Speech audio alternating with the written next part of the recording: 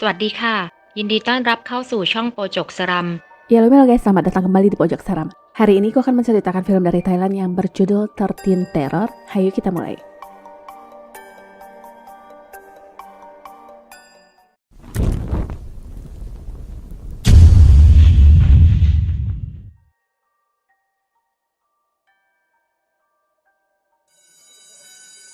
Lonceng sekolah berbunyi yang artinya kelas dibubarkan, tapi Wi masih asik membaca serial horor. Agar lebih seru, temannya Kanok mengajaknya berkunjung ke sebuah area sekolah yang dulunya pernah terjadi tragedi pembantaian yang dilakukan oleh orang gila. Disinilah tempatnya dan pohon bayan itu telah menjadi saksi bisu. Sekarang mereka mempunyai ide untuk mengambil beberapa foto di sana. Wi dan Kanok adalah teman yang menjadi akrab karena mempunyai hobi yang sama, yaitu mencari tahu kisah-kisah horor atau kejadian-kejadian mengerikan yang pernah terjadi di sekolahan mereka. Pernah juga terjadi pembantaian di gedung sekolah dan sampai sekarang pun tempat tersebut masih sering didoakan. Setelah itu mereka kembali ke gedung sekolah dan Kanok meminta Wi menunggunya sebentar untuk mengambil bukunya yang ketinggalan di kelas. Sambil menunggu di depan gudang ini, Wi sempat mengambil beberapa foto selfie. Malamnya mereka masih asik mencari tahu tentang histori berdirinya sekolah dan menemukan artikel yang menuliskan ada seorang siswi bernama Wanita yang kepalanya secara brutal dan kepala itu disembunyikan di laci meja. Anehnya tidak seorang pun yang menemukan kepalanya. Sejak itu rumor seram pun beredar yang katanya jika ada yang menatapmu dari bawah laci meja, maka habislah kau. Jika kau tidak menemukan kepalanya dalam 2 hari, maka kau akan menemui ajalmu. Kanok tiba-tiba menjadi gugup karena sewaktu dia mengambil buku di kelas tadi, dia mendengar suara aneh yang datang dari laci sebelah mejanya.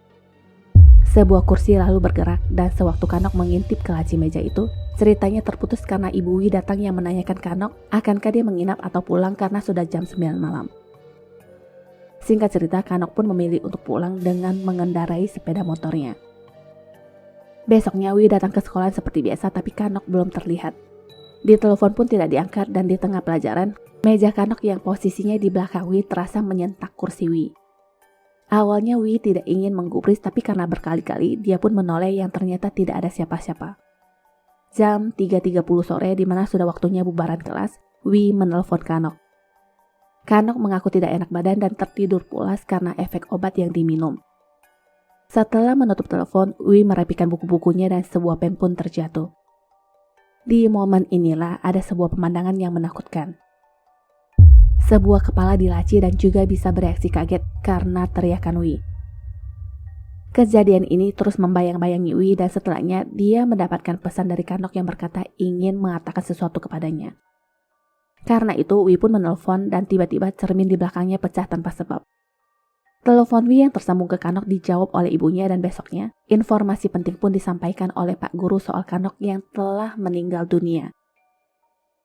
Dia mengalami kecelakaan semalam sewaktu perjalanan pulang dari rumah Wi.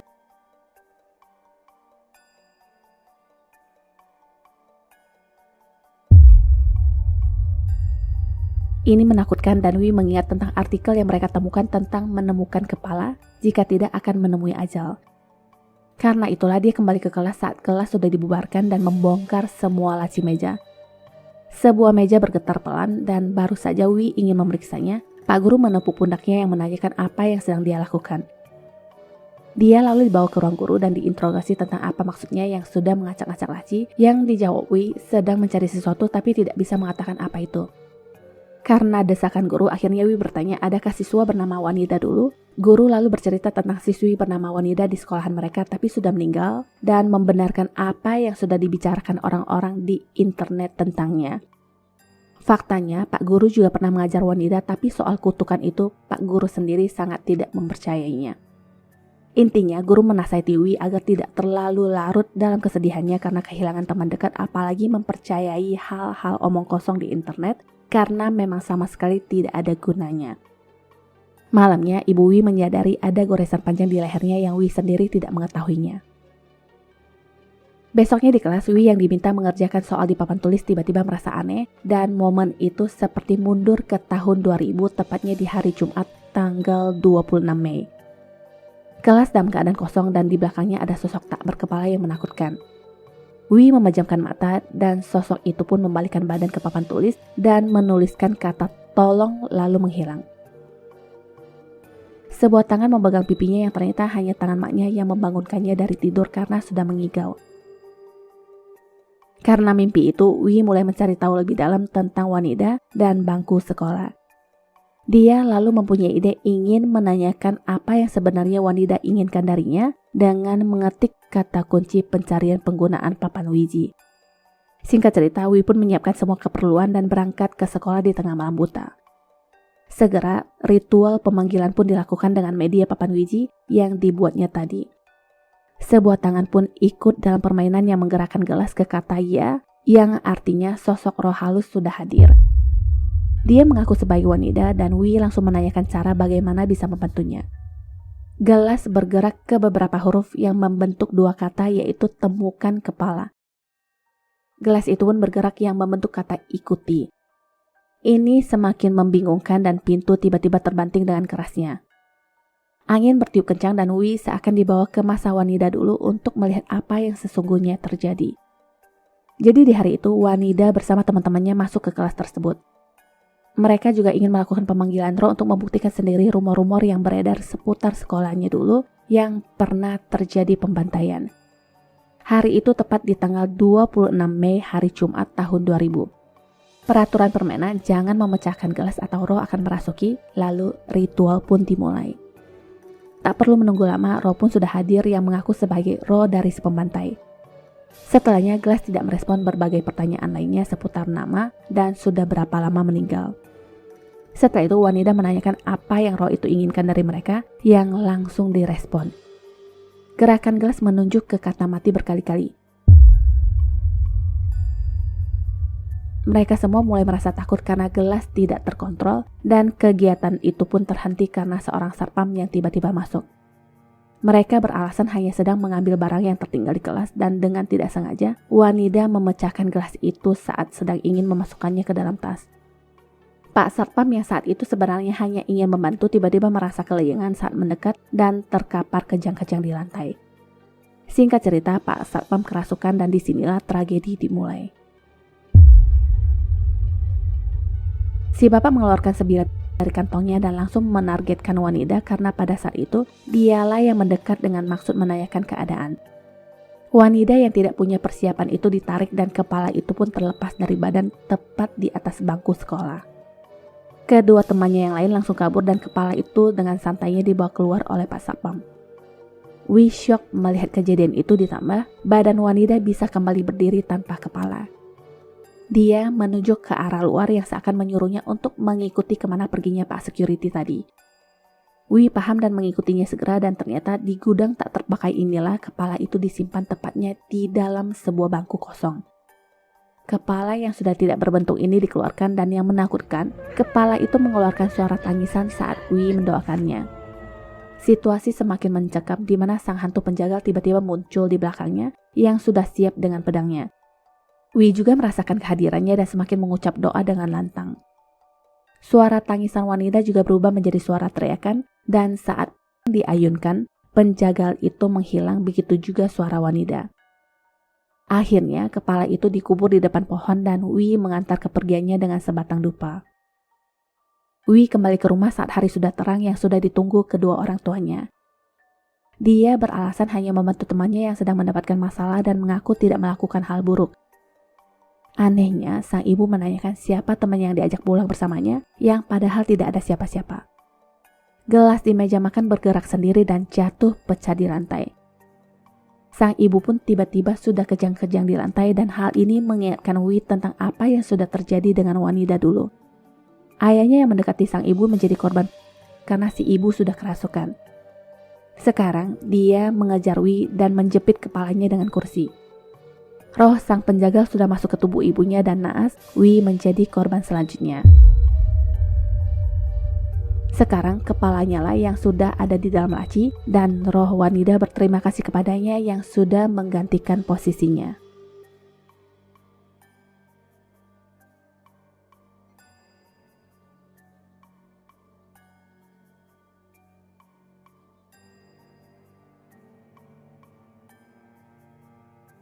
Berawal dari seorang gadis bernama Im yang menelpon temannya tapi selalu tidak tersambung. Dia lalu mengirimkan pesan kepada temannya Jen untuk segera menemuinya karena sudah tidak tahan lagi. Ternyata dari tadi ponsel Jen mati karena lowbat dan posisinya sekarang dia sedang berada di dalam sebuah taksi. Jen lalu meminjam charger dari supir dan menyalakan kembali ponselnya. Di sana tertulis Im menghubunginya, tapi ketika Jen menelpon kembali malah tidak tersambung. Dia lalu menelpon ibunya untuk minta izin mampir sebentar ke rumah Im karena takut ada hal buruk yang terjadi dengannya. Jarak perjalanan yang ditempuh sangat jauh dan sesampainya di rumah Im, hari pun sudah gelap. Di depan rumah Im, Jen sempat melihat bayangan Im yang sedang berdiri dekat jendela, tapi mematung walaupun Jen sudah melambaikan tangan. Tak berapa lama ibu Im membukakan pintu dan ternyata mereka sedang berduka. Jen baru menyadari sesuatu ketika melihat foto Im di sebelah ayahnya dan dia pun meminta izin untuk ke toilet sebentar. Di sanalah dia memeriksa ponselnya dan baru membaca pesan dari Im tadi. Dikiranya Im sudah meninggal tapi keluar-keluar Im sudah berdiri di depannya. Sempat Jen menanyakan Im ini sudah mati apa belum dan Jen pun dibawa ke kamarnya. Kamar yang berantakan dan foto yang seperti foto orang mati itu memang sengaja ditaruh ibu Im yang bertujuan melindunginya. Jadi menurut kepercayaan jika roh jahat datang dan melihat foto itu, dikiranya orang itu sudah mati. Tapi bagaimana dengan para anggota keluarga yang memakai baju hitam ditambah nenek yang menangis sesungguhkan tadi? Ternyata semua itu tidak ada hubungannya dengan Im karena nenek hanya menangisi temannya yang meninggal. Im sendiri tidak memperbolehkan Jen untuk menyalakan laptopnya dan terus menangis.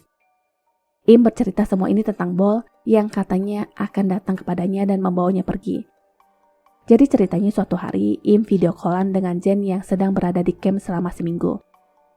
Im menceritakan bahwa dia dan Bol sudah putus dan cerita panjangnya akan diceritakan saat Jen pulang. Tak lama setelah Im menutup telepon, Bol datang ke rumah Im yang masih tidak bisa menerima kenapa dia diputuskan. Im sudah capek adu mulut setiap hari dengan laki-laki ini lalu mengusirnya. Sempat sang ibu menasihati putrinya agar jika ada apapun sebaiknya dibicarakan baik-baik agar tidak menyesal nantinya. Im yang keras kepala berpikir kalau memang Bol melakukan hal konyol, maka biarkan saja. Bol terus-menerus berisik yang menelpon dan mengirim pesan. Im yang sudah tidak punya perasaan padanya ngomong seenak jidatnya yang bodoh amat.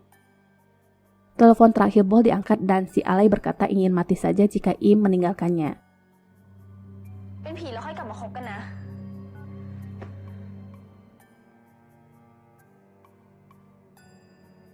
Malamnya Bol mengirimkan gambar dengan tali tambang yang sudah ke lehernya yang membuat Im mencoba menelpon tapi tidak diangkat. Karena tidak diangkat ya sudahlah, Im pun tinggal tidur dan besoknya dia baru melihat foto lain yang dikirim Bol yang cuma kakinya saja. Im lalu mengirimkan pesan berhentilah mengacau, aku tidak suka. Ponsel berdering dan orang di balik telepon itu mengaku sebagai suster rumah sakit yang memberitahu agar ada yang segera mengambil jenazah Bol karena nomor Im adalah nomor yang dihubungi Bol terakhir kalinya. Bahwa pemilik ponsel mengakhiri hidup dengan diri semalam. Sampai sekarang pun Im ketakutan dan merasa Bol ada di dekatnya yang ingin melakukan kontak dengannya. Tak lama ibu Im datang yang mengabarkan mereka akan menemani nenek ke pemakaman temannya dan Im memilih tidak ikut. Jen yang akan menemaninya.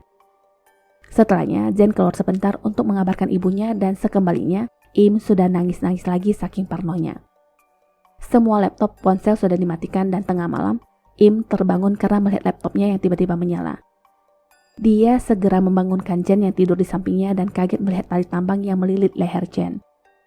Jen tertidur dengan pulas dan gak bangun-bangun sedangkan Im mendekati laptopnya dengan perasaan takut.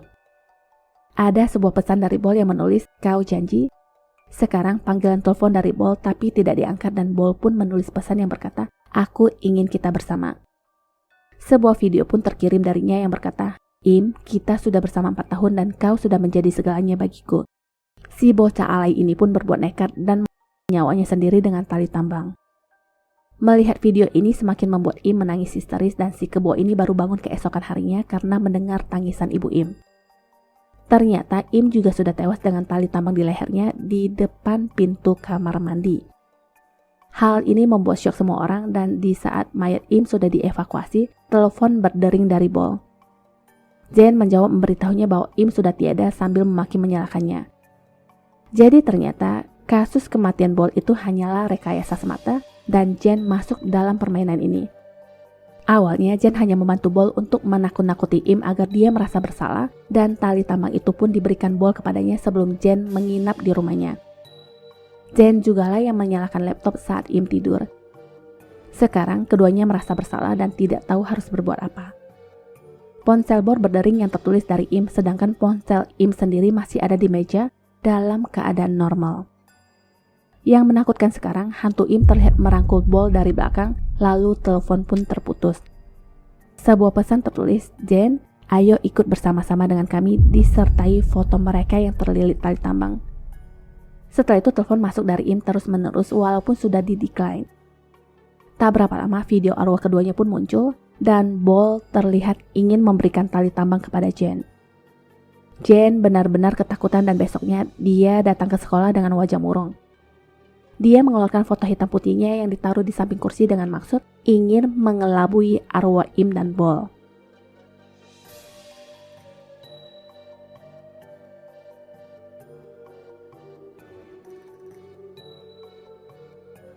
Bercerita tentang ketiga murid yang bernama M, Joe, dan Get yang akan mengerjakan tugas kelompok di taman.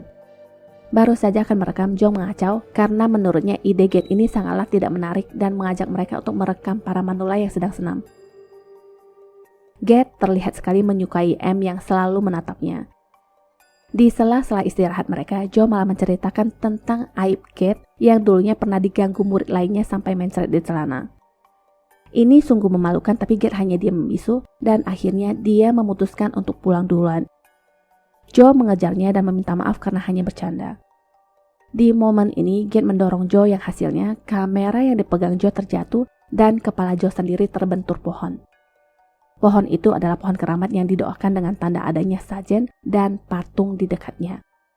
Karena kesal, Joe mengambil apapun yang bisa diraih di sampingnya, yang lalu patung kecil itu pun dilempar ke arah Get. Joe terus memarahi Get dan kamera yang terjatuh ke lantai tadi masih menyala yang terus merekam mereka. Get menolak untuk minta maaf dan berkata dia tidak bermaksud, tapi Joe mengeluarkan kutukan yang katanya jika memang Get berbohong, maka dia akan. Joe begitu kesal dan menyuruhnya mati di suatu tempat lalu berjalan pergi yang disusul oleh Aim.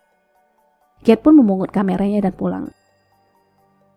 Malamnya sekitar jam 10, Get mengirim pesan yang katanya akan mengirimkan file video mereka dan sekarang dia sedang mengedit yang akan bisa dilihat besok. Beberapa video kakek nenek yang sedang taician dikirimkan dan pesan terakhirnya sampai ketemu saat presentasi nanti. Entah apa yang ada di otak Joe sekarang, dia menelpon M yang mengatakan bahwa mereka harus mengedit video versi mereka sendiri untuk berjaga-jaga. M menyetujuinya dan besoknya kelas pun dimulai, tapi Get belum kelihatan.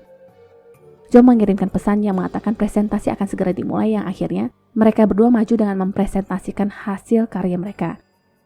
Di tengah-tengah telepon bu guru berdering yang mengharuskannya keluar kelas untuk beberapa saat. Di momen ini jugalah Joe mengirimkan pesan kepada Get yang menanyakan apa kesepakatannya. Jika tidak ada, Joe akan mempresentasikan versi buatannya. Get membalas aku di sini yang dipikir Get sudah datang.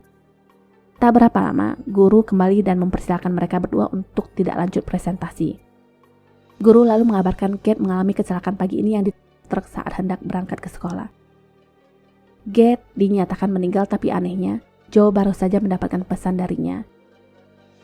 Karena kejadian ini, kelas pun dibubarkan dan tiba-tiba rekaman video mereka berputar sendiri termasuk bagian akhir di saat Joe dan Get berantem. Kutukan-kutukan dari mulut Joe terekam dengan jelas dan sekarang terjadi. Semua mata pun menatap kepadanya dan saat menghadiri doa untuk Get, beberapa mulai bergosip. Mereka menyindir Joe yang tidak merasa bersalah sedikit pun atas apa yang sudah terjadi dengan Get. Ponsel Joe berdering dan dia berjalan keluar untuk menjawab telepon dari ibunya. Anehnya tidak ada suara dan tiba-tiba ada foto yang di-tag oleh Get kepadanya yang adalah foto kematiannya. Suara lolongan anjing menambah kengerian malam dan setelah Joe kembali ke ruangan, dia lagi-lagi mendapatkan pesan dari Get. Pulangnya, M menghibur Joe yang katanya bagaimanapun Get tidak akan menghantuinya karena mereka adalah teman. Mereka lalu berpisah dan sesampainya M di depan rumah, Joe sempat mengirimkan pesan yang berkata merasa Get bersamanya dan mengajak M berdoa untuknya besok. Ada suara seperti barang jatuh tapi tidak ada siapa-siapa di jalanan. M merasa gugup dan ingin segera masuk ke rumah tapi kuncinya terjatuh. Saat dia ingin mengambil kunci itu, ada bayangan tangan yang seolah ingin mengambilnya juga, tapi lagi-lagi tidak ada siapa-siapa. M semakin panik dan sekarang terdengar suara langkah kaki yang semakin mendekatinya dan tidak tahu apa yang terjadi dengannya karena hanya terdengar suara teriakannya.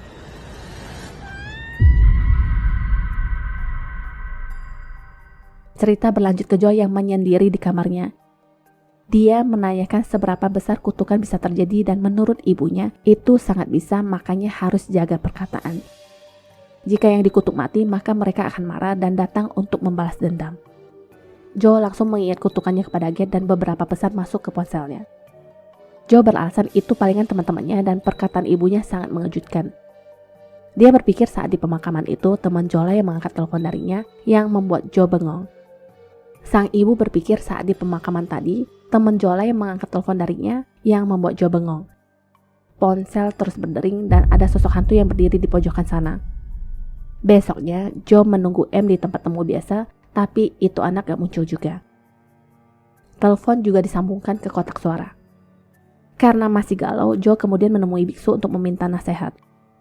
Biksu berkata, di dunia ini yang tidak bisa ditarik kembali adalah ucapan yang dilontarkan. Jadi pikirkan baik-baik sebelum mengatakan apapun. Tapi karena sekarang sudah terlanjur, maka akan ada konsekuensi yang harus ditanggung. Joe lalu menyiramkan segelas air di tanah sambil meminta maaf kepada Gate. Setelah Joe pergi, biksu seperti berbicara dengan seseorang di balik pohon. Biksu berkata,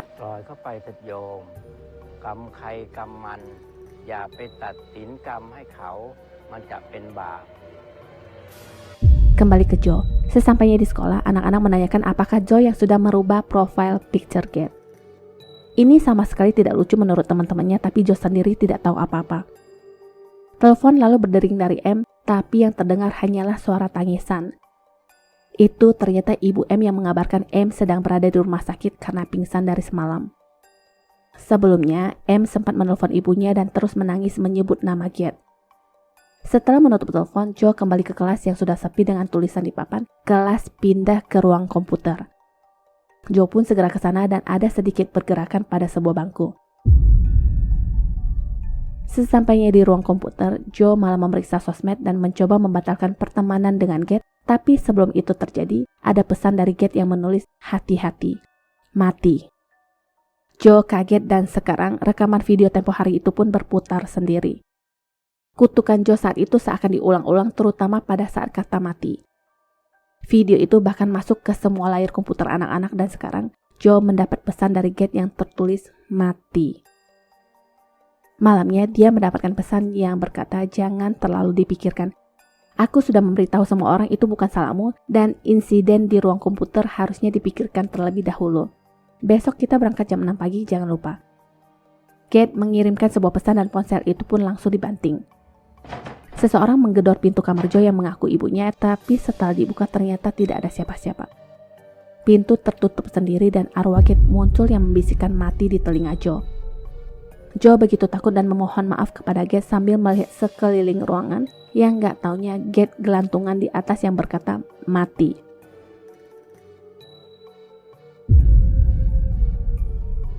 Entah apa yang dia alami tapi sesadarnya Joe sudah berada di rumah sakit. Hantu Gate datang lagi yang semakin mendekatinya. Joe meminta maaf berkali-kali dan ternyata di depannya itu hanyalah M. M memberitahunya bahwa Gate tidak lagi mengutuk mereka dengan memperlihatkan berita di ponselnya. Jadi, bus yang mereka sewa untuk pergi ke tempat pengetahuan etika mengalami kecelakaan karena remblong. Anehnya, tidak ada seorang pun yang masuk ke dalam bus sehingga semua murid terhindar dari malapetaka. Jadi sebenarnya selama ini Gate mencoba mencegah mereka dengan membuat kedua temannya ini masuk ke rumah sakit. Di momen biksu menasihati arwah Gate, Gate berkata dia tidak ingin teman-temannya berakhir seperti dia, walaupun cara memberitahunya agak aneh.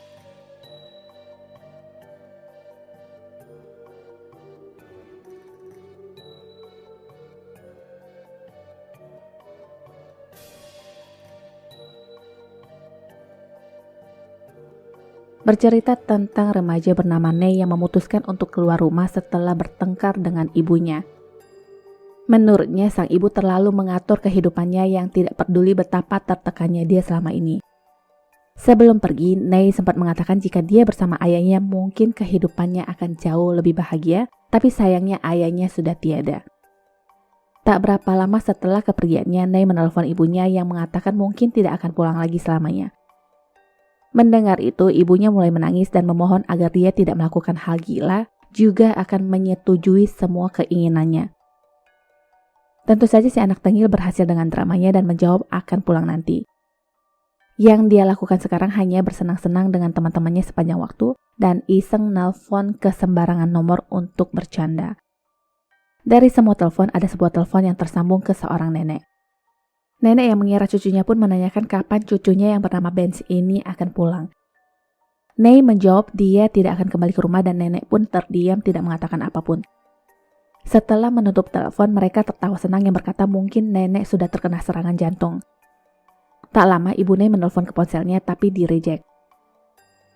Sempat temannya bertanya apakah tidak apa-apa, takutnya ibunya malah paranoid, tapi Nei menjawab biarkan saja. Malamnya saat mereka tidur, ibu Nei kembali menelpon ke apartemen temannya. Anehnya, ibunya mengetahui nomor telepon itu karena menurutnya, Nei barusan menelponnya dengan telepon rumah yang padahal tidak sama sekali. Keanehan lainnya, sang ibu berkata Nei terus menangis di telepon tadi. Nei disuruh segera pulang dan bicara jika ada masalah, tapi Nei masih terheran-heran siapa yang sudah menghubungi ibunya. Dia mencurigai Deo dan menanyakan hal ini kepadanya, tapi Deo sendiri mengaku tidak mengetahui nomor ponsel ibunya. Besoknya, Deo berencana pulang kampung dan dia menyerahkan kunci kamarnya kepada Nei. Baru saja Deo melangkah pergi, telepon berbunyi tapi setelah diangkat malah putus. Telepon lalu berdering lagi dan lagi sampai Nei akhirnya mencabut kabelnya. Malamnya, ibu Nei menelpon yang menyuruhnya untuk tidak bercanda dengannya karena barusan dia mendapatkan telepon dari kamar itu dengan hanya terdengar suara tangisan. Ini sangat tidak mungkin karena kabel telepon baru saja dicabut, tapi ternyata kabel itu tersambung lagi dengan sendirinya. Nei ngotot bukan dia yang menelpon dan berteriak kepada ibunya, lalu suara ibunya pun tak lagi terdengar. Kejadian aneh ini sedikit mengganggu pikirannya dan dia berencana menyalakan handycam sepanjang malam untuk mengetahui apa yang sebenarnya terjadi. Besoknya dia mengirimkan video rekaman itu kepada Deo dan menurut Deo tidak ada yang aneh. Tak berapa lama telepon berdering. Dia mengangkat telepon dan mengatakan Deo sedang tidak ada dan suaranya seperti menggema di telepon yang mengulang perkataannya.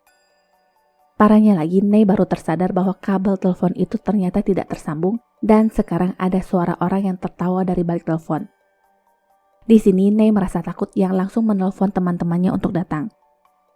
Dia kemudian menelpon secara acak untuk menanyakan orang yang bernama Benz, tapi tidak berhasil. Karena ini terlalu memakan waktu dan hasilnya sia-sia, akhirnya semua teman-temannya pun pergi. Deo sendiri tidak pernah mengalami hal aneh di kamar itu dan memintanya untuk tidak memikirkan hal-hal konyol, apalagi besok waktunya ujian. Nei kemudian kembali ke rumah dan tepat di depan pintu, ibunya menelpon yang menyuruhnya untuk menemuinya di rooftop. Sesampainya di atas ternyata tidak ada siapa-siapa dan pintu tiba-tiba tertutup sendiri. Hal ini membuatnya panik ditambah ponselnya pun tidak terbawa bersamanya. Lama dia duduk menunggu sampai akhirnya dia berencana untuk melompat. Belum sempat dia melakukan itu, ibunya tiba-tiba datang. Nei marah yang menanyakan maksud ibunya, tapi ibunya sendiri mengaku tidak menelpon apalagi menguncinya di atas karena dia baru saja pulang. Nei masih tidak percaya dan ingin menunjukkan ponselnya sebagai bukti, tapi ternyata memang tidak ada rekod telepon dari ibunya tadi. Ini terlalu tidak mungkin karena Nei yakin sekali yang menelponnya tadi adalah ibunya, tapi permasalahannya bukan itu sekarang. Ibunya menanyakan kenapa dia ingin mengakhiri hidup tempo hari yang dijawab itu hanyalah candaan agar ibunya mendengarkannya. Tamparan pun mendarat di pipi Nei yang membuat dia kesal dan ingin minggat lagi. Anak setan ini tidak tahu karena kelakuannya ibunya sampai tidak bisa tidur bermalam-malam, padahal apa yang ibunya lakukan hanyalah ingin dia menyadari bahwa hidup itu berat. Jika tidak mulai belajar dari sekarang, mau jadi apa? Nei kemudian mengurungkan niat dan kembali ke kamarnya. Malamnya sewaktu dia sedang belajar, telepon masuk dari nomor ibunya dan ketika diangkat malah tidak ada suara dan sekarang pintu lemari bajunya terbuka sendiri. Kipas angin juga beroperasi sendiri yang langsung membuatnya kabur.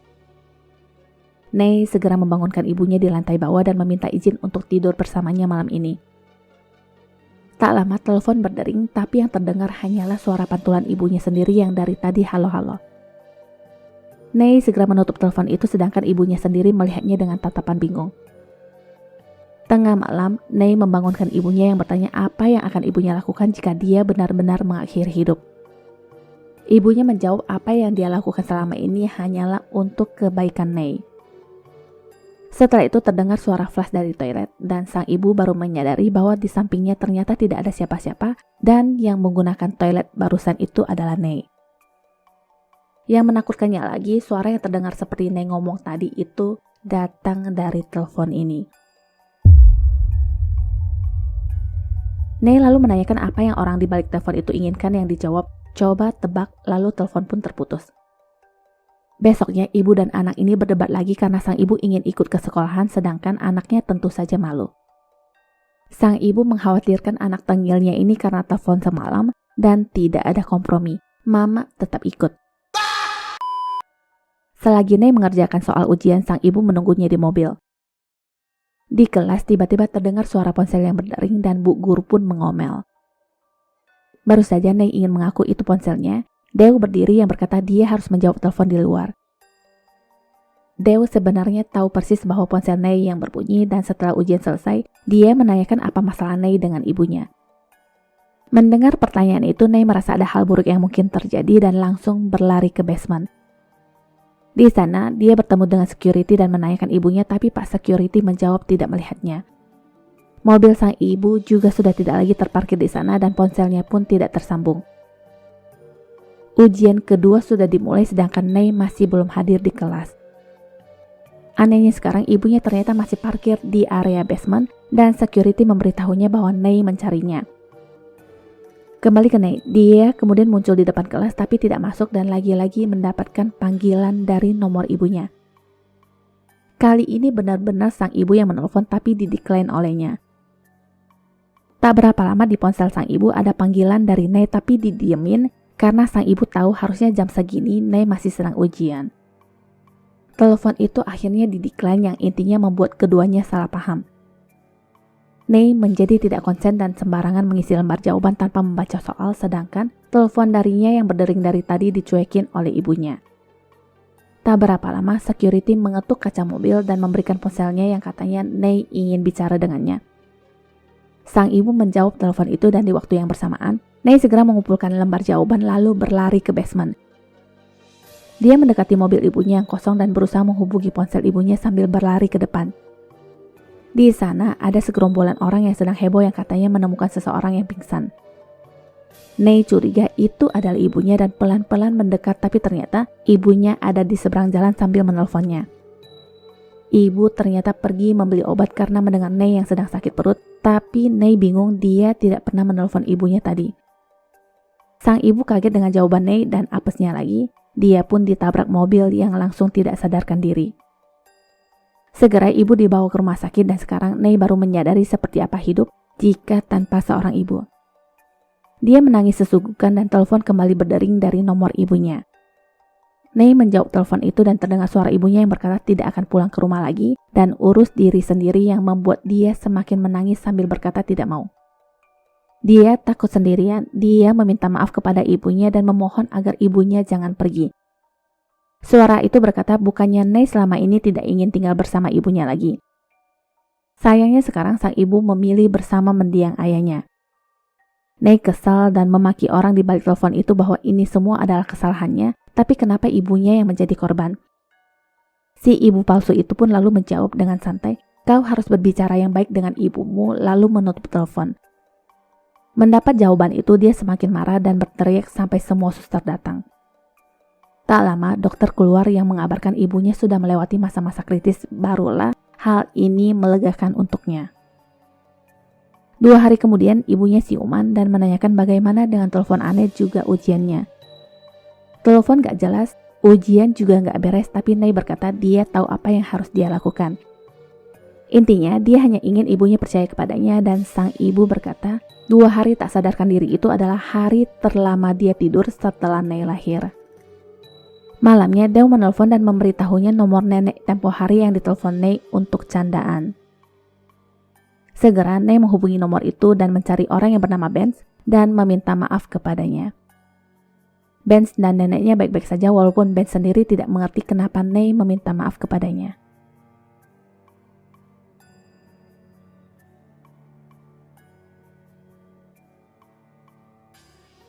Ini adalah rumah seorang dukun terkenal di desa yang katanya sudah berhasil menyembuhkan banyak orang.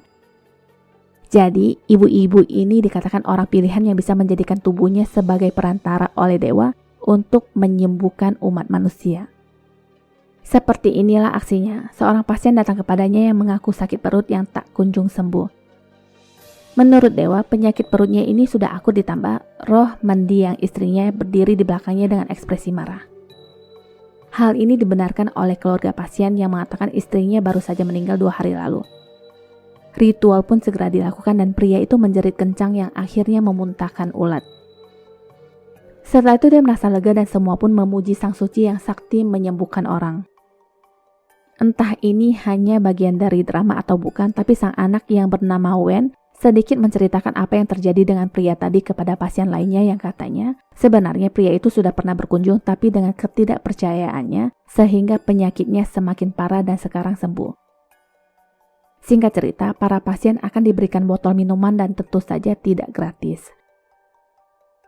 Malamnya semua orang sibuk mempersiapkan botol-botol minuman untuk pasien dan orang-orang tadi siang itu ternyata hanyalah orang-orang bayaran. Walaupun Wan tidak menyukai pekerjaannya ini, tapi tidak bisa dipungkiri pundi-pundi uang itu sangat menarik. Di sekolahan pun dia menerima pesanan berbagai ramuan dari teman-temannya sampai dipercaya untuk meramal garis tangan. Sebuah pengalaman baru pun dimulai hari ini. Jadi ceritanya, pas pulang dari sekolah, dia bertemu dengan anak kelas sebelah bernama Cherry yang tidak masuk sekolah hari itu karena mengaku kurang sehat. Sekilas tentang Cherry, dia lebih suka menghabiskan waktu dengan teman laki-laki bersenang-senang dan tidak suka belajar. Dia juga sok cantik yang berantem sana-sini yang menurut Wan, tipe perempuan seperti ini adalah perempuan yang mudah dibodoh-bodohi yang artinya target baru. Nah sekarang ceritanya, Cherry sengaja menemui Wan untuk meminta bantuan orang tuanya perihal sakit perutnya, juga perasaan seperti dihantui. Selama obrolan itu, yang Wan lakukan adalah diam-diam merekam percakapan mereka yang tentu saja untuk mencari informasi agar mendukung aksi tipu-tipunya nanti. Dari semua hasil interogasi dan berdasarkan beberapa momen yang sempat kepergok oleh Wan beberapa waktu lalu, dia dengan gampang menyimpulkan bahwa Cherry baru saja menghentikan kehamilannya. Dia langsung menebak dan memberikan informasi bahwa yang menghantui Cherry adalah hantu bayi. Singkat cerita, Cherry berpikir akan ke rumah besok dan sepanjang perjalanan pulang, Wan masih terus mencari info tentangnya di sosmed.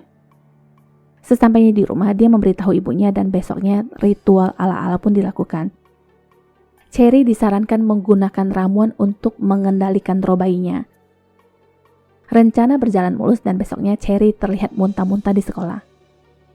Setelahnya, dia mulai jarang muncul di sekolahan dan beberapa siswi mulai menggosipkan dia yang katanya mungkin terkena penyakit menular karena kelakuannya yang tidur sana-sini. Pulangnya, Wan mendengar suara jeritan dari dalam rumah yang ternyata Cherry lagi disabet maknya gara-gara kerasukan. Disabet berkali-kali masih ngeyel yang akhirnya 19 dupa pun disulut ke punggung yang membuatnya mengerang kesakitan. Berhasil atau tidak, yang penting pundi-pundi uang terus mengalir dan sang ibu mengaku harus membuat pertunjukan hebat untuk lebih meyakinkan. Pertunjukan akan terus dilakukan sampai pasien tersebut sembuh dengan sendirinya. Air ramuan yang dipakai hanyalah air yang diisi obat penahan rasa sakit yang tidak pernah akan menyembuhkan.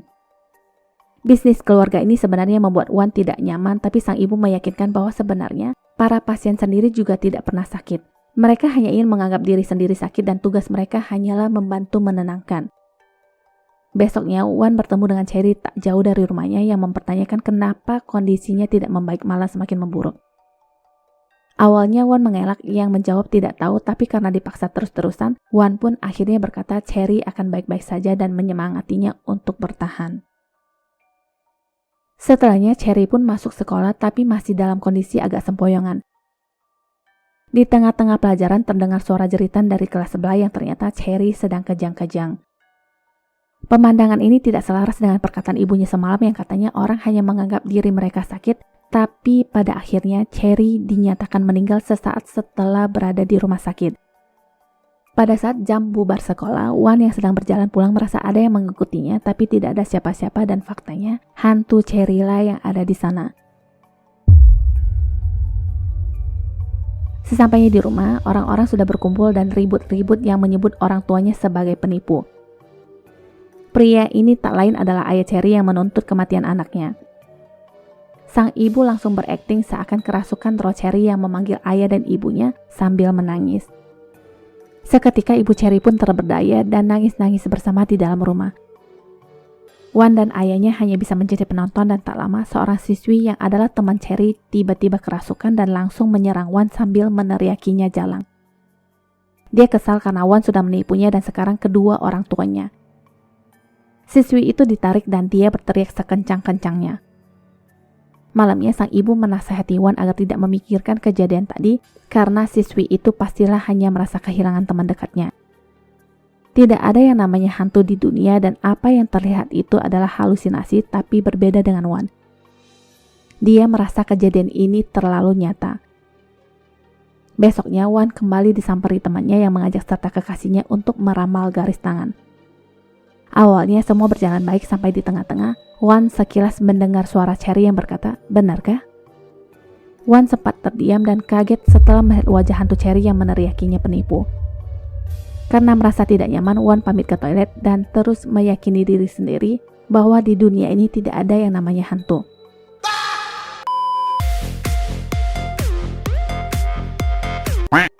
Yang menakutkan sekarang, dia seperti menyentuh gumpalan darah dan di sampingnya itu ada hantu yang sedang berdiri.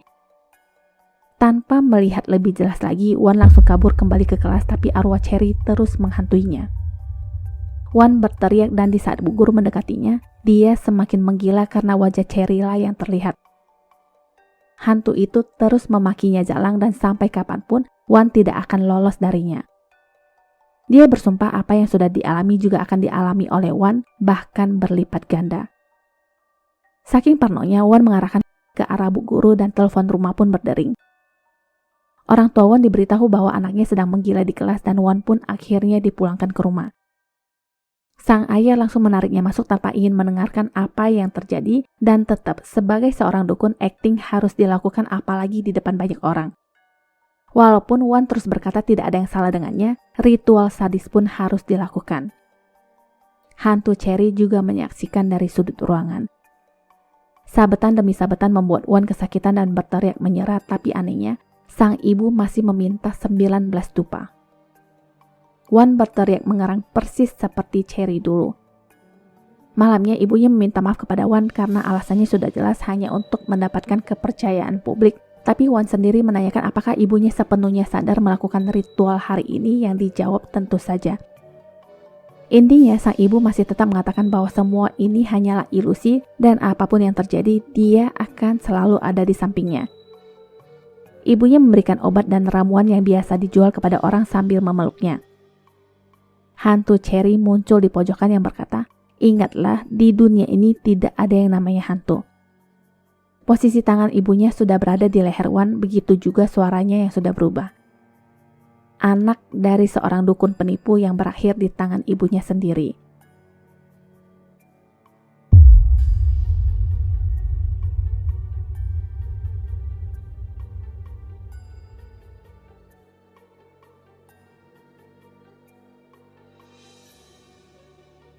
Berkisah tentang seorang bintang basket bernama Aun yang disukai para siswi di sekolahan.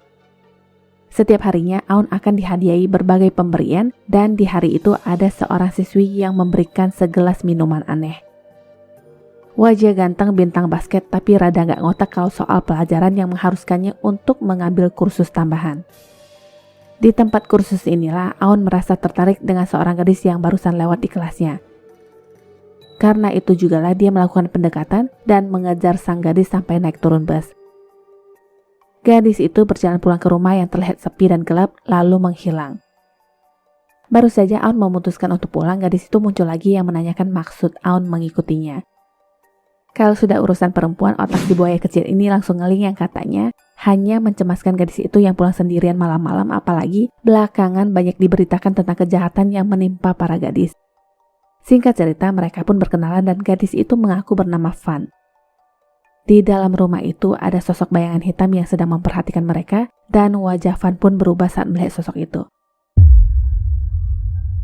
Besoknya mereka bertemu lagi di kelas bimbingan belajar dan Aun meminta Van untuk mengajarinya. Di sini Van menawarkan sebotol minuman yang lagi-lagi rasanya aneh. Malamnya, Van diantar pulang ke rumah yang super gelap yang diakuinya memang tinggal sendirian. Mendengar itu, Aun langsung meminta masuk dengan alasan ingin diajari bahasa Inggris. Segala jurus buaya amatir pun keluar dari mulutnya yang akhirnya Van mempersilakannya masuk. Di dalam rumah itu ternyata ada ibu-ibu yang dipanggil Bibi Sri yang bertugas mengurus rumah. Bibi Sri ini sedikit aneh dengan penampilan juga sikapnya. Aun lalu dipersilakan duduk dulu sedangkan Van akan berganti pakaian di atas. Selama di ruang tamu itu, Aun melihat-lihat sekeliling yang terdapat banyak patung dewa, juga tempelan-tempelan mantra di dinding.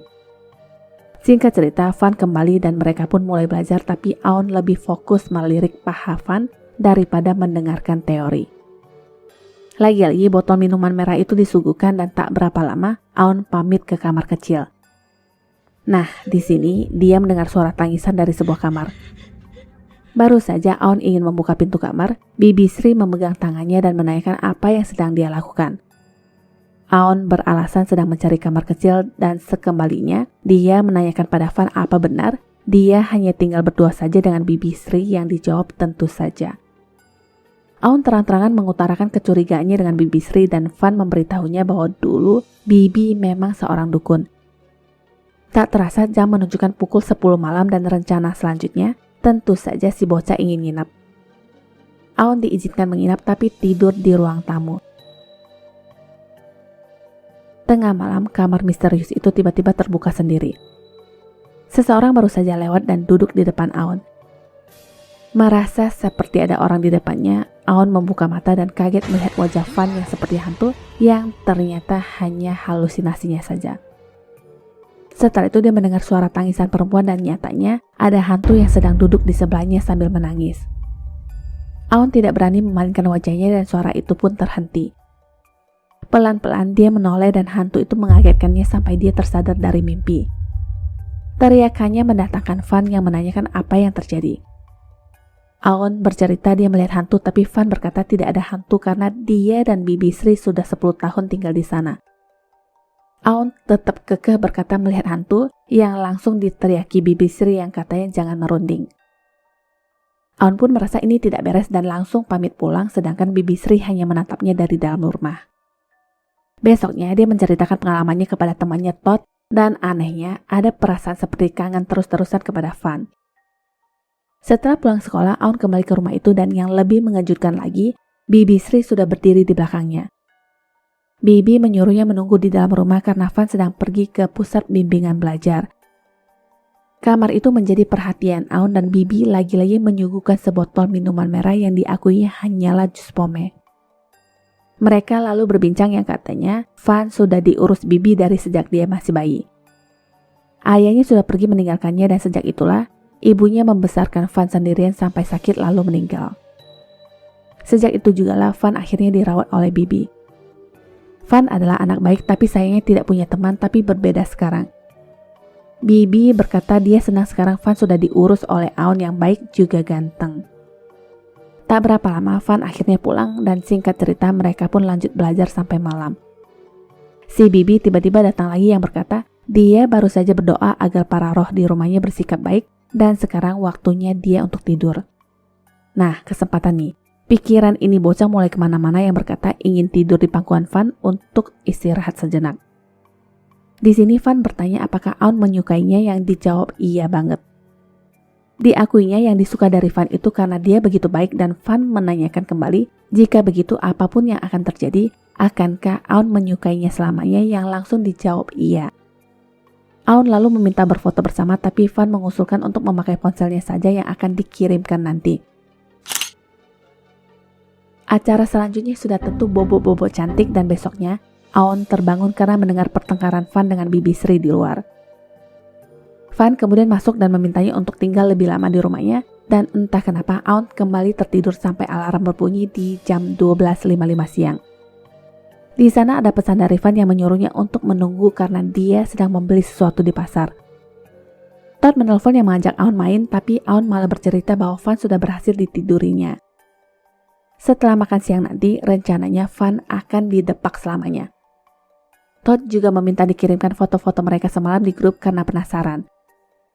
Aun mengiyakan dan sewaktu duduk, dia tidak sengaja menduduki remote TV. Kebetulan siaran TV sedang memberitakan tentang seorang gadis yang sudah menghilang lebih dari seminggu dan sampai sekarang belum ada kabar terbaru. Terakhir, dia terlihat berada di klub malam di tengah kota. Lagi seru-serunya nonton, Aun merasa melihat bayangan orang yang berjalan lewat. Dia mengira itu adalah Van dan memanggilnya sambil berjalan ke arah kamar. Di depan kamar inilah, Aun menemukan selembar foto Van bersama dengan Bibi Sri, tapi anehnya wajah Van itu dicoret. Pintu terasa digedor sekali dan Aun pun memutuskan untuk masuk ke dalam. Di ruangan itu terdapat altar dan berbotol-botol minuman merah. Setelah itu terdengar suara tangisan dari balik tirai dan Aun kaget melihat bayangan Van yang sudah berdiri di belakangnya sampai dia terjatuh. Yang lebih menakutkannya lagi, mayat Van ada di balik tirai. Aun berusaha kabur dan kepalanya dipukul oleh seseorang sampai dia pingsan.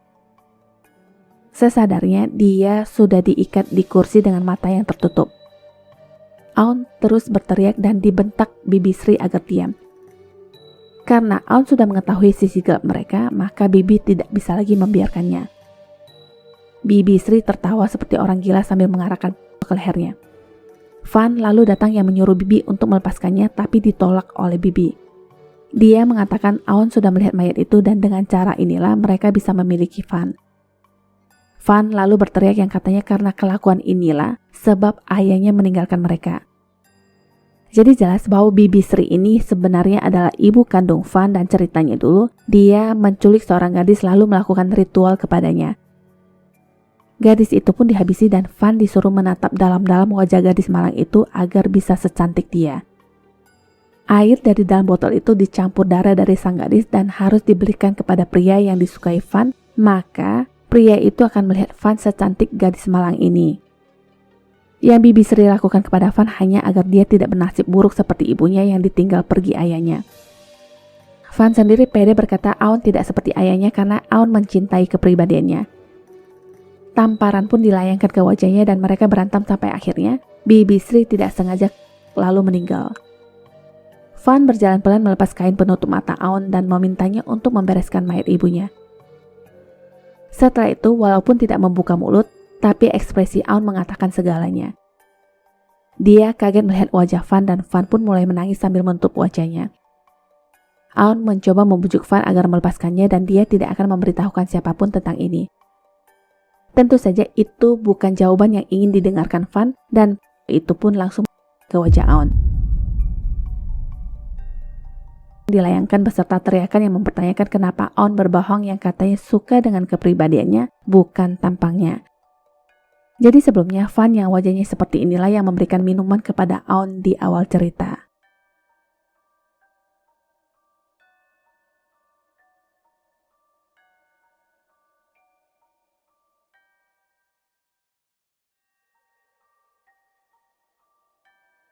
Hari menjelang malam seorang siswa bernama Nau dicegat dan disuruh pulang oleh satpam sekolah.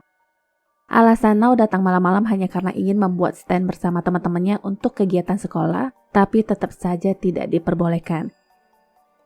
Kesialan berubah menjadi kesempatan di mana Nau menyelinap masuk saat satpam sedang menerima panggilan telepon. Ternyata di dalam gedung sekolah juga sudah ramai anak-anak yang berkumpul dengan ide kegiatan masing-masing.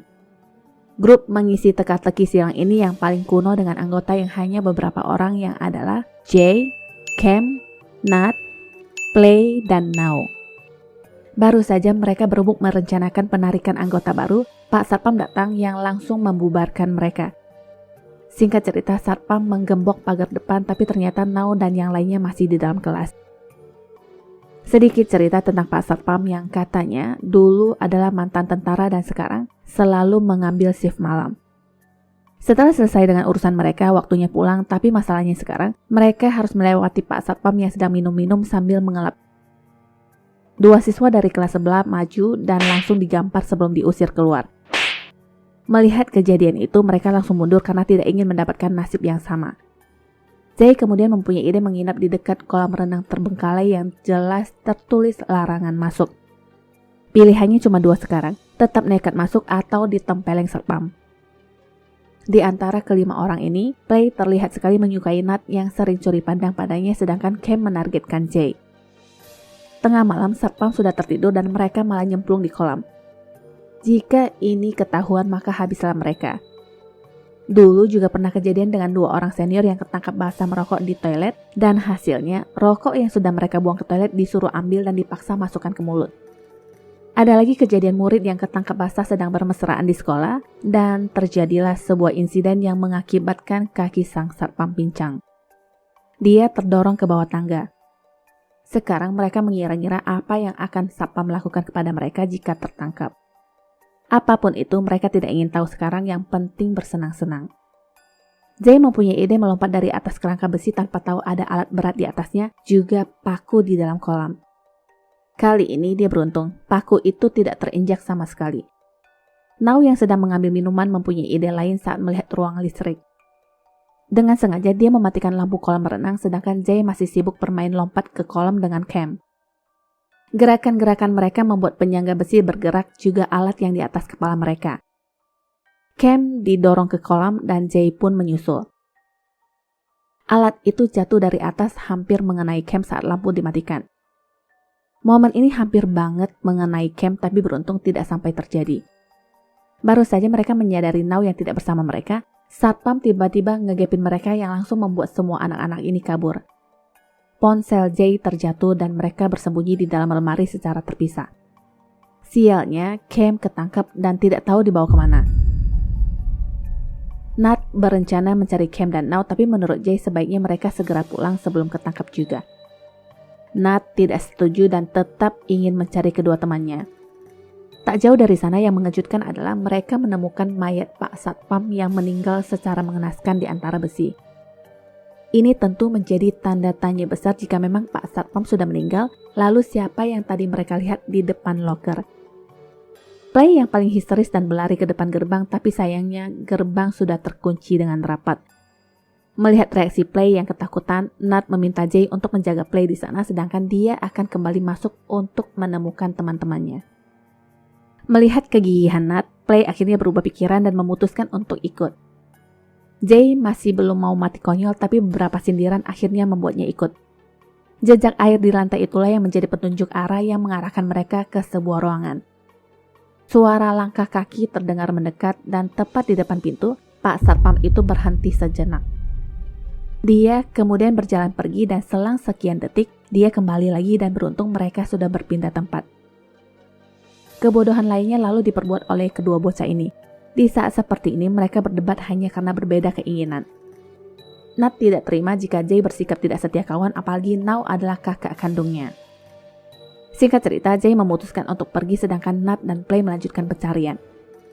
Di tengah-tengah Nat sempat seperti menyenter seseorang yang baru saja berlari lewat di lantai bawah yang dipikir mungkin Nao.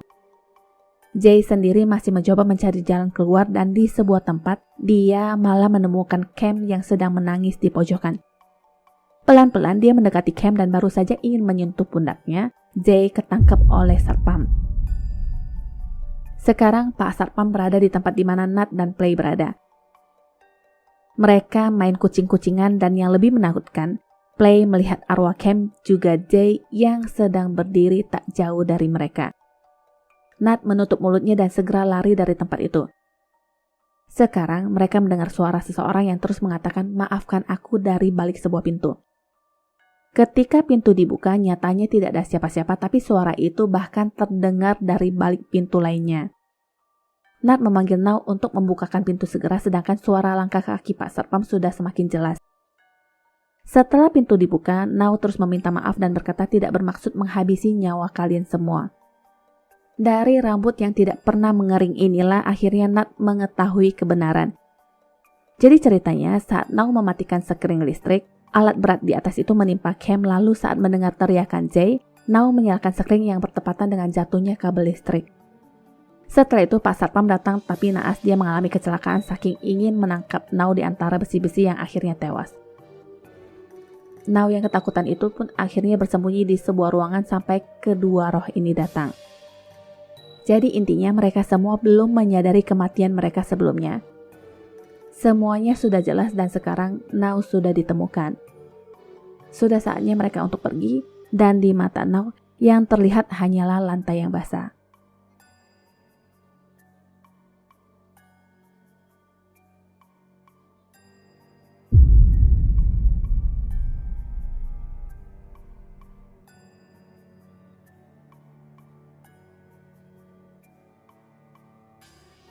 Toilet sekolah selalu menjadi tempat terhoror, juga menjadi spot terbaik untuk menakut-nakuti. Seperti yang dilakukan oleh siswi bernama Gib yang menyamar sebagai hantu. Reaksi orang juga berbeda-beda, di mana ada yang mengerti candaan, tapi ada juga yang mencela. Berbeda dengan yang sebelum-sebelumnya, sebuah klip terbaru sepertinya agak keterlaluan yang sudah menyebabkan seorang siswi bernama Main masuk ke rumah sakit. Mengetahui itu, teman Main yang bernama Om menghampiri Te untuk mendampratnya karena dia jugalah salah seorang anggota dari klub horor tersebut. Te juga dihukum tidak boleh memakai perlengkapan klub sekolah sampai batas waktu yang tidak ditentukan. Malamnya Te menghubungi Gib untuk mengetahui keadaan Main yang adalah Ratu Prom Night tahun lalu. Di video itu Main memang terlihat sangat-sangat ketakutan. Video lalu diputar berulang-ulang dan Te menemukan ada yang tidak beres di salah satu bilik toilet yang di dalam terekam adanya hantu beneran. Besoknya Te menemui Pak Guru untuk memperlihatkan foto hantu tersebut, tapi sayangnya Pak Guru tidak percaya walaupun sudah ditunjukkan berbagai bukti. Dengan rasa kecewa dia meninggalkan ruangan guru, tapi balik lagi karena flash disknya ketinggalan. Nah, di momen ini Te mendengar percakapan guru dengan Main yang menyuruhnya jangan terlalu memikirkannya sambil memegang bahunya. Soal apa Te sebenarnya tidak begitu jelas. Siangnya Te tidak sengaja bertemu dengan Om dan Main. Dia langsung meminta maaf kepada Main dan menanyakan tentang hantu asli yang dia lihat di toilet tempo hari, tapi Main tidak mengakuinya. Te berusaha memperlihatkan rekaman videonya, tapi Om yang rese ini malah menghempaskan ponselnya dan pergi. Rasa penasaran masih terus berlanjut dan Te meminta Gib untuk meletakkan kamera CCTV di toilet, dan malamnya dia pun bekerja. Lama memperhatikan rekaman itu dan tepat di tengah malam, keanehan pun terlihat. Barusan seperti ada perempuan yang masuk ke dalam toilet dan baru saja dia melirik ke arah jam, pintu salah satu bilik yang tertutup tadi sudah terbuka. Video diputar kembali tapi peristiwa tadi sepertinya tidak pernah terjadi. Di tempat lain, diam-diam Pak Guru ternyata juga terus meneliti video rekaman saat Main melihat hantu. Besoknya di sekolah, Te menyelinap ke toilet wanita yang penuh dengan coretan dinding. Tak berapa lama terdengar suara ada yang masuk ke toilet, tepatnya di bilik sebelah, tapi anehnya ada tetesan darah di lantai yang semakin lama semakin banyak sampai menggenang, ditambah ada rambut yang menjuntai. Setelah itu terdengar gedoran di depan pintu Te dan darah itu pun raib. Te pun penasaran lalu mengintip ke sebelah tapi tidak ada siapa-siapa. Sekarang dia mendengar suara air di dalam toiletnya sendiri dan hantu itu pun ada di belakangnya. Kejadian ini membuat Te takut dan segera keluar tanpa melihat sikon dan bertemu dengan dua siswi yang langsung memakinya. Pintu toilet pun kebanting sendiri sementara kamera terus merekam yang akhirnya ketahuan. Singkat cerita, dia pun dipanggil Kepsek yang ditemani wali kelas. Sebelum Te membuat alasan tentang dunia perhantuan, guru langsung mengatakan Te hanya iseng membuat video lucu yang tidak bermaksud buruk. Apapun itu yang namanya menguntit tidak dibenarkan dan Te pun diskor. Guru sendiri tidak luput dari teguran Kepsek, apalagi katanya hal seperti ini sudah pernah terjadi sebelumnya. Dari semua pengalamannya, Te berpendapat Main pasti ada hubungannya dengan hantu toilet tersebut sambil mencari-cari info lainnya tentang kedua gadis ini di sosmed. Sampailah dia melihat sebuah foto dengan tulisan Rest in Peace di DTT Porn. Komen-komen di bawahnya juga ada yang mengatakan dia palsu dan kepo pun berkelanjutan yang langsung masuk ke akun T-Porn. Di sana banyak sekali foto-foto T-Porn bersama Main yang menunjukkan kedekatan mereka. Setelah itu dia masuk lagi ke akun Main dan menuliskan pesan pertanyaan, apakah yang kau lihat di toilet itu hantu T-Porn? Pesan itu dibaca dan siangnya Main beserta bodyguardnya menemui Te. Om langsung ngegas yang menanyakan apa yang dia inginkan, tapi Te tidak merespon dan menanyakan langsung kepada Main apa yang sebenarnya terjadi. Om lebih ingin mengajaknya pergi, tapi akhirnya Main bercerita bahwa T-Porn adalah teman dekatnya yang juga pemandu Sorg tahun lalu. Suatu hari seseorang iseng merekamnya yang sedang berada di toilet dan video itu pun tersebar cepat bahkan viral di kalangan sekolah. Karena merasa malu itulah, T-Porn akhirnya mengakhiri hidup di dalam toilet tersebut. Mendapatkan informasi itu, Te langsung mencari rekaman video tersebut dan memutarnya berulang-ulang sampai Te berhalusinasi seperti melihat T-Porn yang melotot kepadanya sambil berkata, "Kau ingin bertemu denganku?" Ini sedikit mengejutkan dan tak berapa lama, ponsel berdering dari Gibb yang memberitahukan bahwa dia menemukan hal aneh saat membersihkan file klub mereka kemarin. Video itu pun sudah dikirimkan kepadanya dan Te segera memeriksanya. Jadi hari itu terlihat Pak Guru juga masuk ke toilet, entah apa maksudnya. Malamnya Te janjian bertemu dengan Main di ruang klub sekolah dan sebelum itu dia menemui Pak Guru di ruangannya. Te langsung to the point yang menuduh Pak Guru lah yang melakukan hal tak senonoh yang menaruh kamera di toilet untuk merekam para muridnya. Itulah teori kenapa Pak Guru sering lembur di sekolah. Pak Guru tidak mengerti ucapannya dan Te pun memperlihatkan buktinya. Dia terus melayangkan tuduhan dan di saat Pak Tada mendekat, Te mengancam akan menjadikan rekaman video itu sebagai bukti. Tak lama Om dan Main pun datang yang meluruskan semua ini. Bagaimana bisa Pak Tada pelakunya sedangkan dia adalah kakak kandung T-Porn? Nah kan, begini nih kelakuan bocah sotoy. Alasan kenapa Pak Tada di toilet itu semata-mata ingin memastikan apakah benar hantu itu adalah adiknya. Pulangnya, Te mendelete file-file yang dipikir tidak lagi penting, tapi sebelum itu, dia memutar kembali rekaman video T-Porn dan memfokuskan coretan tulisan tentang Main si Ratu Prom sekolah. Ada sesuatu di tulisan itu dan besoknya, Main juga Om diundang untuk melakukan doa bersama untuk T-Porn di toilet sekolah. Main dan Om datang duluan sedangkan Te katanya sedang on the way. Sesampainya di toilet sekolah, ada tulisan di cermin yang bertuliskan, "Kenapa kau merekam aku?" Pintu tiba-tiba tertutup dan mengunci dari luar. Ada gedoran pintu dari salah satu bilik toilet, juga suara yang berteriak, "Kenapa kau merekam aku?" yang membuat Main berteriak histeris sambil meminta maaf.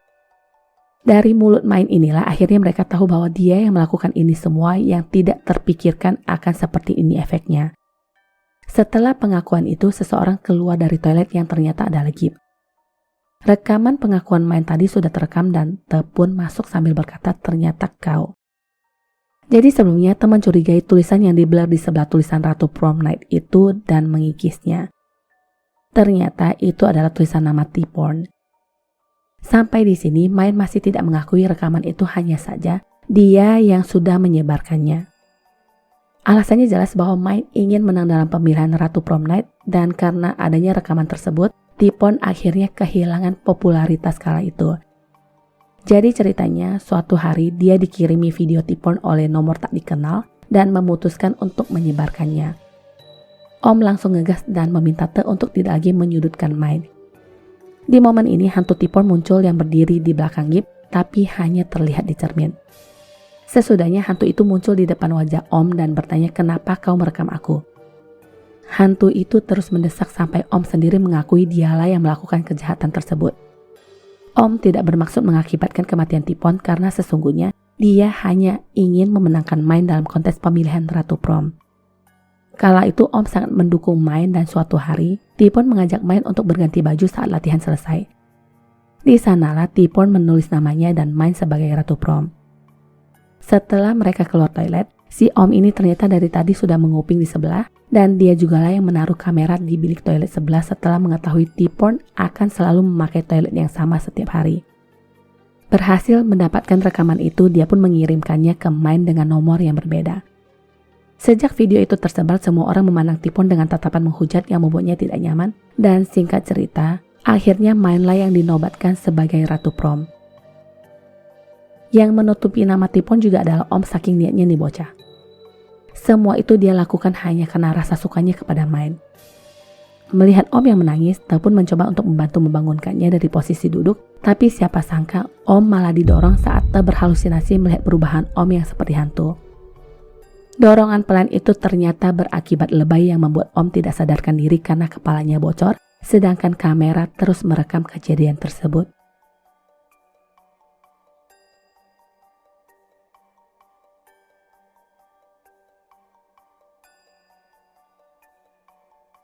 Lagi-lagi film dimulai dari sebuah toilet. Lagi asik-asiknya ngeden, gadis bernama Keo ini merasa ada yang menggedor pintu. Semakin lama gedoran itu semakin kencang yang membuatnya murka dan mengingatkan bahwa dia membawa sebilah pisau, barulah gedoran tersebut berhenti. Dari celah pintu, Keo melihat sepasang kaki dengan high heels lalu menanyakan apakah itu Bu Guru, tapi tidak ada jawaban. Sepersekian detik ada kepala yang menggantung yang semakin menambah ketakutannya.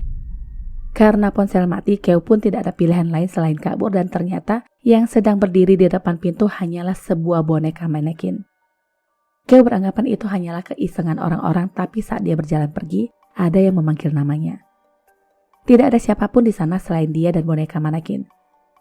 Boneka itu kemudian pelan-pelan memalingkan kepalanya yang membuat Keo berteriak panik.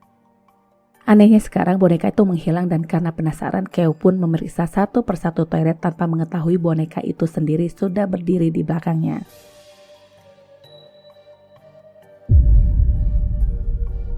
Pelan-pelan Keo memalingkan wajahnya dan boneka itu berubah menjadi boneka yang sangat menakutkan. Kejadian itu cepat menyebar sehingga murid-murid mulai membahas tentang apa yang Keo alami dan mereka menambahkan bahwa jika ada yang memanggil namamu, jangan langsung menoleh. Bel berbunyi, saatnya kelas tari Thailand dan anak-anak berkumpul di ruangan dengan manekin perempuan di sana.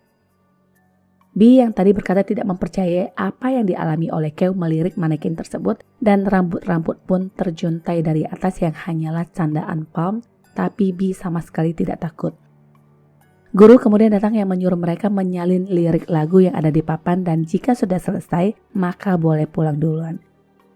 Kebetulan Bi yang pertama kali selesai dan sewaktu dia baru saja melangkah keluar, angin berhembus dan ada suara pintu terbuka. Dia melihat ke belakang dan mendapati manekin itu seakan mengintip dari celah pintu. Sampai di sini tidak ada kecurigaan ataupun ketakutan dan setelahnya dia berjalan keluar gedung lalu menemukan bunga yang tumbuh di sela-sela paving. Sekilas Bi seperti gadis lembut yang memindahkan bunga itu ke tempat lain, tapi menurut Pam, kelakuannya ini sangat aneh seperti yang dibicarakan orang-orang. Bi sendiri adalah anak pindahan yang belum akrab dengan siapapun dan hanya Pamlah yang sedikit bersedia berteman dengannya. Pulangnya Pam berbincang yang menanyakan alasan kepindahannya, tapi Bi benar-benar personal yang sangat tertutup yang tidak ingin menjawab soal itu. Malamnya di sekolahan, murid-murid yang masih berberes berteriak kencang setelah melihat manekin perempuan tadi yang sudah tidak berkepala. Kembali ke Bi. Ceritanya dia tinggal di asrama dan sangat menutup diri.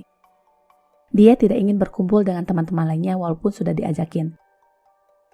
Ternyata di dalam tasnya inilah kepala boneka manekin itu berada, entah dia memang membawanya pulang atau bagaimana. Dia lalu membentur-benturkan kepala manekin tersebut sampai bolong dan di dalam kepala itu terdapat tanah juga tulang-tulang kecil. Ponsel berdering dari Bu Guru Alfa yang meminta bantuan Bi dalam kompetisi pembuatan keratong besok, walaupun sebenarnya dia kurang ingin membaur. Bi bertanya pada guru apakah roh manekin benar-benar ada, yang dijawab sebaiknya tidak memikirkan hal-hal semacam ini. Malamnya dia tidur seperti mayat tertutup kain dan terbangun saat mendengar suara pintu yang terbuka sendiri. Setelah menutup dan mengunci pintu, sekarang Bi kaget melihat sesuatu yang tidur di ranjangnya. Pelan-pelan dia menarik selimut dan semakin tidak percaya sosok itu adalah dia sendiri dengan baju penari juga tersenyum kepadanya. Lebih menakutkannya lagi sekarang tangan Bi berubah menjadi manekin yang diketawain oleh si KW. Wajahnya pun penuh dengan coretan dan ternyata hanyalah mimpi. Tak lama seseorang mengetuk pintu kamar dan Bi langsung memindahkan kepala manekin itu di bawah ranjang. Yang datang adalah Pam yang ingin menumpang tidur dengan alasan takut hantu. Sewaktu di ranjang ini, Pam sempat menyentuh Bi yang langsung membuatnya menanyakan apa maksudnya. Jeluk makan jeluk ya? Tapi Pam menjawab bukan apa-apa. Besoknya mereka bersekolah seperti biasa dan salah satu siswi heboh yang mengabarkan tentang hilangnya kepala manekin tempo hari, tapi sekarang malah sudah kembali ke tempatnya. Bi, si seksi bersih-bersih ini melakukan tugasnya untuk membuang sampah dan tak lama lampu ruangan kelas sudah dimatikan. Bi kembali ke kelas di mana sudah tidak ada siapapun dan menyalakan lampu. Seseorang memegang kakinya yang ternyata Tip yang sedang ketakutan. Dia berkata semua teman-temannya sudah pulang saat Bi membuang sampah tadi dan hanya tinggal beberapa orang yaitu Palm, Theo, dan Tip. Awalnya mereka merencanakan ingin mengisengin Bi, tapi saat mereka mendengar langkah kakinya barusan, mereka mengunci pintu dan bersembunyi. Gedoran pintu terdengar beserta teriakan untuk membuka pintu. Gedoran itu semakin kencang di dua pintu yang jaraknya agak berjauhan, tapi suaranya cuma satu. Tip berteriak takut dan tiba-tiba gedoran pun berhenti. Pintu terbuka sendiri dan dua orang langsung menundukkan kepala dan berpencar sedangkan satunya lagi entah hilang kemana. Sepasang kaki berhak tinggi itu masuk dengan jalan yang sangat kaku dan ketika dirasa sudah aman, Palm menyuruh Tip untuk ke arahnya dan manekin itu kembali. Dia tiba-tiba sudah di atas Palm dengan wajah yang menakutkan. Palm pun kabur dan manekin itu melakukan pengejaran sehingga tidak tahu apa yang terjadi kepadanya. Tip benar-benar ketakutan dan lampu di luar tiba-tiba padam yang menambah suasana horor. Bi sama sekali tidak menunjukkan rasa takut dan manekin itu pun berjalan lewat. Bi lebih ingin mengikutinya dan terdengar suara musik dari sebuah ruangan. Baru saja dia ingin membuka pintu, Tip melarang dan mengajaknya pergi. Ketika Tip memalingkan wajah, Bi sudah manjat dan menyelinap ke arah jendela untuk melihat ke dalam ruangan. Ternyata di dalam hanya ada tape yang sedang nyala memutar lagu tradisional dan manekin wanita yang tidak berbusana. Sekira seperti ada yang barusan lewat yang ternyata Palm. Dia seperti kerasukan dan menari dengan pakaian manekin tadi. Manekin itu pun tiba-tiba muncul tepat di depan wajah Bi yang membuatnya kaget dan naas. Dia pun terjatuh dari atas gedung tinggi. Parahnya lagi, semua ini hanyalah keisengan teman-temannya semata. Tip disuruh teman-temannya untuk memeriksa keadaan Bi di bawah dan sayangnya Bi sudah meninggal. Palm dan Keo ketakutan apa yang harus mereka lakukan sekarang. Jika ada yang melihat kejadian ini maka habislah mereka dan tak disangka mayat Bi bergerak terbata-bata. Tip yang sedang mencoba menelpon seseorang syok melihat Bi yang seakan hidup kembali. Bi membetulkan kepalanya dan terbang mengejar Tip. Singkat cerita, Tip ketangkap dan kepalanya langsung diputar yang menewaskannya dalam sekejap. Bi berucap maafkan aku dan karena teriakan Keo, Bi pun melanjutkan pengejaran. Dengan cepat dia terbang ke atas dan walaupun Palm sudah bersumpah tidak akan mengatakan rahasia Bi kepada orang lain, tapi tetap saja Bi tidak bisa melepaskan mereka. Keo didorong oleh Palm dan badannya menembus tangan Bi yang seperti manekin lalu tewas. Sebenarnya Bi juga sedih melakukan ini semua dan menangis. Melihat itu Palm berteriak dan segera kabur. Di jalanan inilah dia bertemu dengan Bu Guru dan segera meminta tolong. Bu Guru lalu memintanya untuk bersembunyi di dalam bagasi mobil dan terdengar pembicaraan Guru dengan Bi yang menanyakan apa yang terjadi. Siapa sangka Bu Guru malah membuka bagasi mobil dan Bi berkata dia sudah mengetahui rahasia tentang kita. Singkat cerita Palm pun dihabisi dan besoknya Bu Guru mengingatkan Bi untuk bertingkah sewajar mungkin dan jangan pernah percaya dengan manusia manapun. Sekarang manekin bertambah menjadi 4 sesuai dengan korban yang bertambah.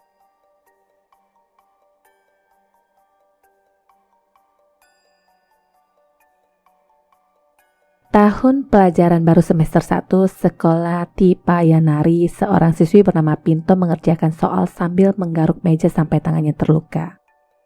Bukannya mengerjakan soal tapi dia malah menulis kalimat aku tidak melakukannya. Guru mencoba memanggilnya tapi tidak dihiraukan dan siapa sangka dia malah loncat dari lantai atas dan tewas. Waktu berlalu dan suatu saat sekolah itu kedatangan siswi pindahan yang bernama Tong. Tong ini adalah pengecualian karena sebenarnya sekolah ini merupakan sekolah yang terkenal dengan disiplin ketat yang tidak menerima siswi selama pendidikan sudah dimulai. Tong yang berjalan ke kelas menginjak cairan hitam yang membuat sepatunya kotor. Sesampainya di kelas dia menjadi murid yang terunik karena di sekolahan itu tidak ada murid yang berucap kasar dan Tong memilih duduk di bangku kosong sendirian. Bangku 418 yang adalah bangku Pinto sebelumnya. Tanpa disadari, Tong juga mulai menggerakkan jarinya persis seperti yang Pinto lakukan dulu. Jam selanjutnya, murid-murid diharuskan mendengarkan pidato di lapangan. Tong melihat ada seseorang di lantai atas yang sekilas melihatnya lalu pergi. Di sekolahan Tong dianggap aneh karena berbeda dan sebenarnya pun dia tidak suka bersekolah di sana, tapi apa daya, orang tuanya menyuruhnya untuk agak bersabar dan belajar beradaptasi. Besoknya dia nangkring di atas gedung sekolah sambil merokok dan seorang siswa menghampirinya bernama Jack. Tong kegep oleh Jack yang adalah anak dari seorang petugas kebersihan sekolah. Jack mempunyai kepribadian yang santai dan singkat cerita mereka pun mengobrol. Tak lama Jack akhirnya pamit lalu memberikan kunci pintu pada Tong yang menyuruhnya mengunci pintu setelah dia turun nanti. Sewaktu Tong ingin turun inilah dia merasa seperti ada yang barusan lewat, tapi anehnya tidak ada siapa-siapa. Gadis itu lalu terlihat lagi berjalan di atas dan Tong berusaha memanggilnya. Anehnya gadis itu terlihat seperti dia dan menjatuhkan diri ke bawah. Semua itu ternyata hanyalah mimpi di siang hari. Sebangunnya Tong, kelas sudah dibubarkan dan sekarang tasnya malah hilang. Bu guru sendiri menganjurkan untuk membeli tas baru karena itulah resiko jika membawa tas mahal ke sekolah. Daripada membeli baru, kebetulan Tong melihat ada tas nganggur di antara tumpukan barang dan mengambilnya. Isi tas itu dikeluarkan dan dia bahkan tidak peduli milik siapa. Di luar, bercak hitam itu masih ada dan jika dilihat-lihat, spot itu cocok dengan mimpinya yang terjun bebas dari atas. Anehnya lagi, seharusnya hari ini Tong tidak menginjak cairan tersebut, tapi bercak hitam itu tercetak jelas mengikuti langkah kakinya. Besoknya lagi-lagi Tong menggaruk meja tanpa sadar sampai tangannya terluka. Ada tetesan hitam pekat di tangannya yang semakin banyak yang berasal dari kepalanya. Beberapa orang pun melihat ke arahnya. Giginya patah dan tangannya tiba-tiba terluka parah. Sekarang semua orang di kelas itu menatapnya dan seorang murid menepuk pundaknya sambil bertanya ada apa. Ternyata yang tadi itu hanyalah ilusinya saja dan tak lama seseorang datang yang mengabarkan Pak Wanacha memanggil Tong ke ruangannya. Jadi masalahnya sekarang dia terekam sedang asik merokok di atas gedung dan diomelin. Untungnya kebawelan itu tidak berlangsung lama dan sewaktu istirahat makan siang, siswi bernama Preo menghampirinya. Preo menanyakan apa yang terjadi di kelas barusan, apakah Tong sedang sakau mengingat latar belakangnya itu adalah seorang pengguna sebelumnya. Hal ini tidak dijawab dan dia lebih tertarik menghampiri Jack. Jack sendiri sedang dihukum bersih-bersih karena sudah menonjok temannya yang mengejek status pekerjaan ayahnya. Ngomong-ngomong, bercak sepatu Tong tercetak jelas di lantai dan Jack baru memberitahunya bahwa semester lalu ada seorang siswi melompat dari gedung lalu tewas. Bercak darah sudah dicoba untuk dibersihkan tapi tidak pernah mau menghilang. Tentang siapa gadis itu, Jack menyarankan Tong untuk bertanya kepada teman-teman kelasnya karena mereka lebih tahu. Di kelas saat Tong memejamkan mata, dia tiba-tiba sudah berada di spot hitam tersebut dan seseorang menemukannya. Sesadarnya dia pun sudah di rumah sakit dan diberitahu bahwa dia baru saja terjatuh dari lantai 2. Tangannya patah dan orang tuanya pun sudah diberitahu. Pak guru menanyakan padanya bagaimana bisa dia mengetahui tentang Napaporn yang Tong sendiri saja menanyakan siapa itu. Guru lalu memberikan buku tulisannya yang juga menulis kalimat yang sama dengan Napaporn, yaitu aku tidak melakukannya. Tong sendiri tidak tahu apa yang dia lakukan apalagi mengenal Napaporn. Mereka pun ngotot-ngototan dan Pak guru menuduhnya lalu terhenti saat Pak Kepsek datang. Kepsek meminta waktu untuk mereka bisa ngobrol empat mata dan menanyakan apa yang terjadi sehingga Tong bisa sampai nekat lompat dari atas. Intinya Pak Kepsek hanya ingin memastikan insiden ini hanyalah kecelakaan demi reputasi sekolah dan bukan keinginan Tong sendiri yang dijawab iya. Sekeluarnya dari rumah sakit, Tong langsung menanyakan Preo siapa itu Napaporn yang dijawab nama panjangnya adalah Pinto Napaporn yang gosipnya sudah menjalin hubungan spesial dengan seorang guru secara diam-diam sampai Hamidun. Sang guru dipecat dan dia dibully yang katanya penggoda cilik. Berbagai tudingan dan perlakuan membuatnya stres berat dan terakhir dia membuat sayembara di sosmednya yang mengatakan 1000 like jika kalian tidak ingin melihatku lagi. Besoknya seperti biasa anak-anak berbaris untuk mendengarkan pidato guru dan tiba-tiba bangku, kursi juga buku-buku terjatuh dan Tonglah yang dilirik Pak Wanacha karena ternyata itu adalah buku-buku dan bangkunya. Karena itu Tong jugalah yang harus menyeret bangkunya ke kelas sendirian. Setelah duduk, Tong baru menyadari bangku yang dipakainya sekarang adalah bangku Pinto. Tong merasa ini sungguh menyebalkan di mana dia dimusuhi teman-teman dan diganggu hantu pula. Hanya Jacklah satu-satunya teman Tong. Malamnya saat ingin tidur, Tong mendengar suara aneh di lantai bawah rumahnya dan berniat memeriksa. Anehnya setelah turun, tempat yang harusnya adalah rumahnya menjadi gedung sekolah. Di kelas 2 ruangan 5 yaitu kelas Pinto dulu, Tong melihat hantu Pinto yang sedang duduk di bangkunya sambil mencakar meja. Lampu tiba-tiba konslet dan hantu Pinto merangkak keluar dari kelasnya. Pemandangan itu membuat Tong takut dan segera turun, tapi sia-sia. Dia kembali lagi ke lantai yang sama di depan ruang kelas yang sama pula. Anak tangga pun dipenuhi darah dan Tong membekali diri dengan kapak, tapi hantu itu sudah tidak ada. Sebuah pintu terbuka sendiri dan bangku-bangku pun terlempar keluar. Tong kesal dan masuk ke ruangan 5 lalu menghancurkan bangku Pinto sambil memakinya. Tong tidak ingin kalah dengan hantu mengingat dia sudah pindah sekolah 4 kali.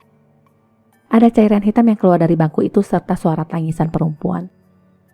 Di pojokan inilah hantu Pinto muncul yang menangis sambil meratapi selembar kertas. Dia mendekati Tong tapi menghilang setelahnya. Karena penasaran, Tong pun memungut kertas itu dan dari belakang ada tangan yang memegang pundaknya, lalu keadaan pun berubah. Hari itu sudah terang dan yang datang ternyata adalah Jack. Tong kemudian memeluknya, tapi dari pelukan itu pula lahir lagi masalah baru yang dilihat orang seperti sedang berbuat mesum di sekolahan. Lagi-lagi orang tua Tong dipanggil untuk menghadap guru. Di luar, Jack ditanya apakah Pak Wanacha menjadikan rekaman CCTV untuk menuduh Jack, yang dijawab semua kamera di sekolah itu tidak berfungsi. Ngomong-ngomong, kenapa juga Tong membawa kapak yang dijawab untuk menghancurkan meja Pinto, tapi kenyataannya tidak ada meja yang rusak.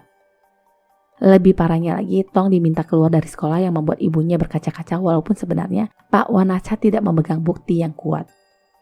Karena dinilai sudah keterlaluan, Tong pun tidak lagi segan dengan guru rese ini dan mendampratnya.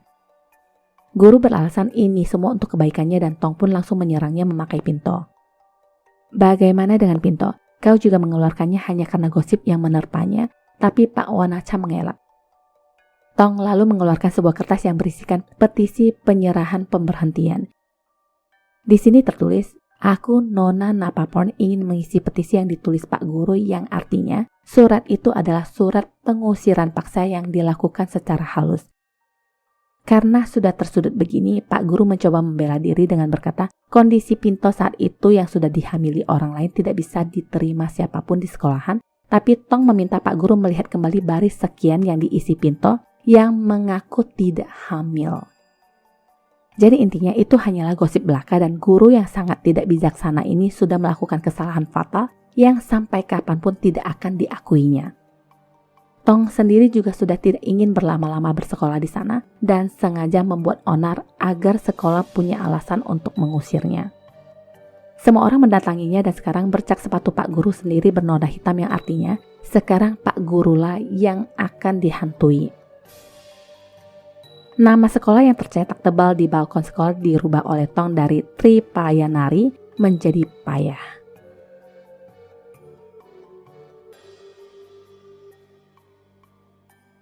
Ini adalah Nena yang sedang tertidur pulas. Suatu malam selimutnya seperti ditarik yang pelakunya adalah suami dari bibinya sendiri yang bernama Sue. Dia memperlihatkan video itu ke bibinya, tapi di luar perkiraan bibinya meminta agar video itu dihapus. Parahnya lagi, Nena malah dikirim ke tempat lain seperti diasingkan dari keluarga. Orang tua Nena sudah meninggal dan sisa bibinya inilah satu-satunya keluarga yang menjadi walinya. Di apartemen inilah Nena akan tinggal, yang lebih tepatnya apartemen milik ayahnya dulu. Konon katanya, dulu mendiang ayahnya mempunyai cita-cita ingin membuat bisnis pertunjukan di sana, tapi selalu gagal. Thailand begitu asing untuk Nena, di mana sebelumnya dia memang tinggal di Amerika. Malamnya, Nena menceritakan apa yang dialaminya kepada temannya Jamie. Lagi asik-asiknya cerita, lampu padam dan dia sempat menjatuhkan sekotak telur mentah saat ingin mengambil ponsel. Setelah itu, Nena memutuskan untuk tidur dan di jam 3.30 subuh, Nena terbangun dan sekilas seperti melihat sepasang kaki yang berdiri tak jauh dari ranjangnya. Kaki itu lalu menghilang dan besoknya, telur yang pecah berhamburan semalam hanya menyisakan kotaknya saja. Sikat gigi pun basah seperti ada yang barusan memakainya.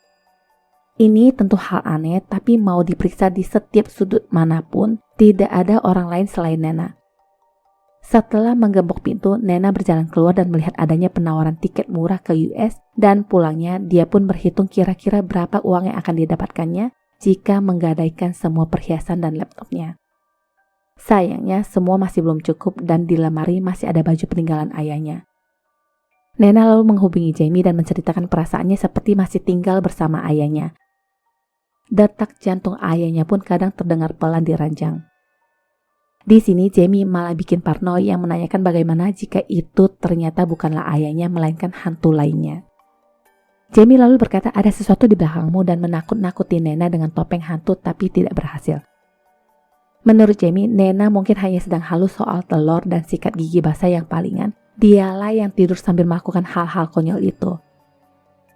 Untuk membuktikan kebenarannya, Jamie pun menganjurkannya untuk memasang CCTV. Jam 12 malam saat Nena ingin mengambil segelas susu, susu itu pun sudah kosong. Tidak hanya susu, tapi air juga pisangnya habis disikat seseorang. Karena itulah Nena pun menaruh handycam di atas lemari selagi dia di kamar mandi. Sikat gigi itu semakin jelas seperti sudah dipakai orang karena bulu-bulunya yang mengembang yang akhirnya berakhir di tong sampah. Setiap malam Nena akan melihat foto-foto keluarganya sambil curhat sebelum tidur dan setelahnya dia pun tidur. Jam 2 tengah malam Nena terbangun setelah merasakan ada yang merapikan poninya.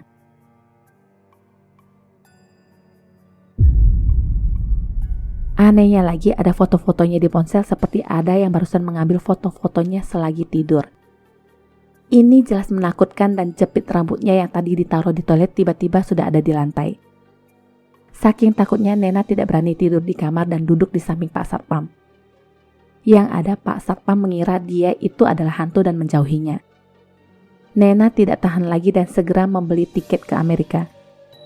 Perjalanan pulang ke apartemen, dia sempat bertemu dengan beberapa berandal dan panik segera masuk lalu mengunci pintu rapat-rapat bahkan di rantai. Tanpa menunggu lama, dia mengemas baju-bajunya dan menyempatkan diri melihat rekaman video di seputaran ruangannya. Awalnya tidak ada yang aneh sampai ada sesuatu di ujung ranjang. Jari-jari itu semakin lama semakin terlihat ada sosok tak sempurna yang bergerak lalu melihat ke arah kamera.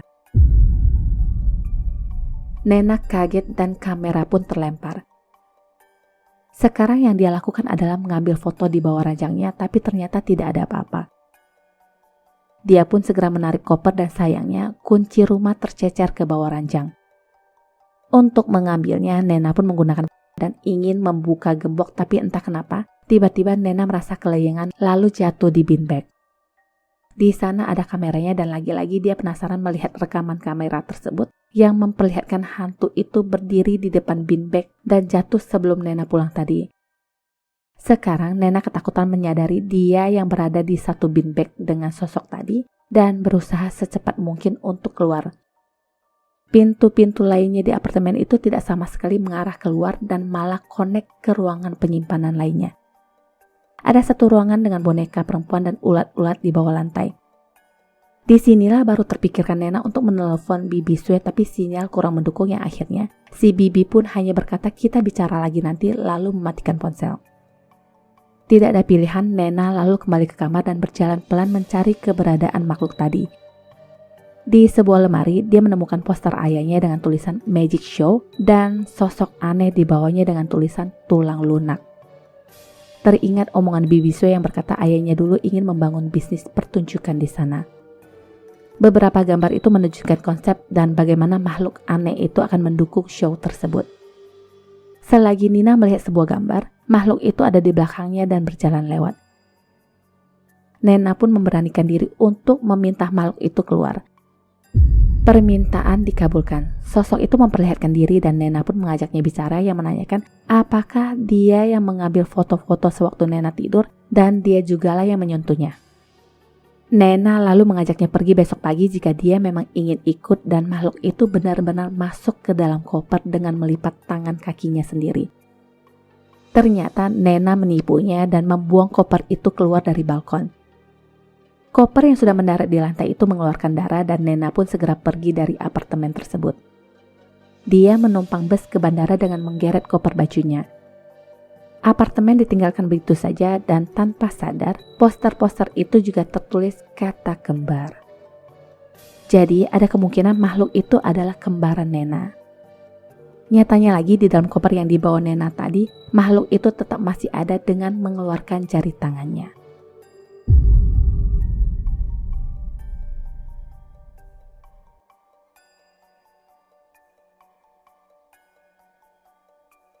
Kelas 11, ruangan 4, siswa bernama Wisarut sedang dibully oleh teman-temannya.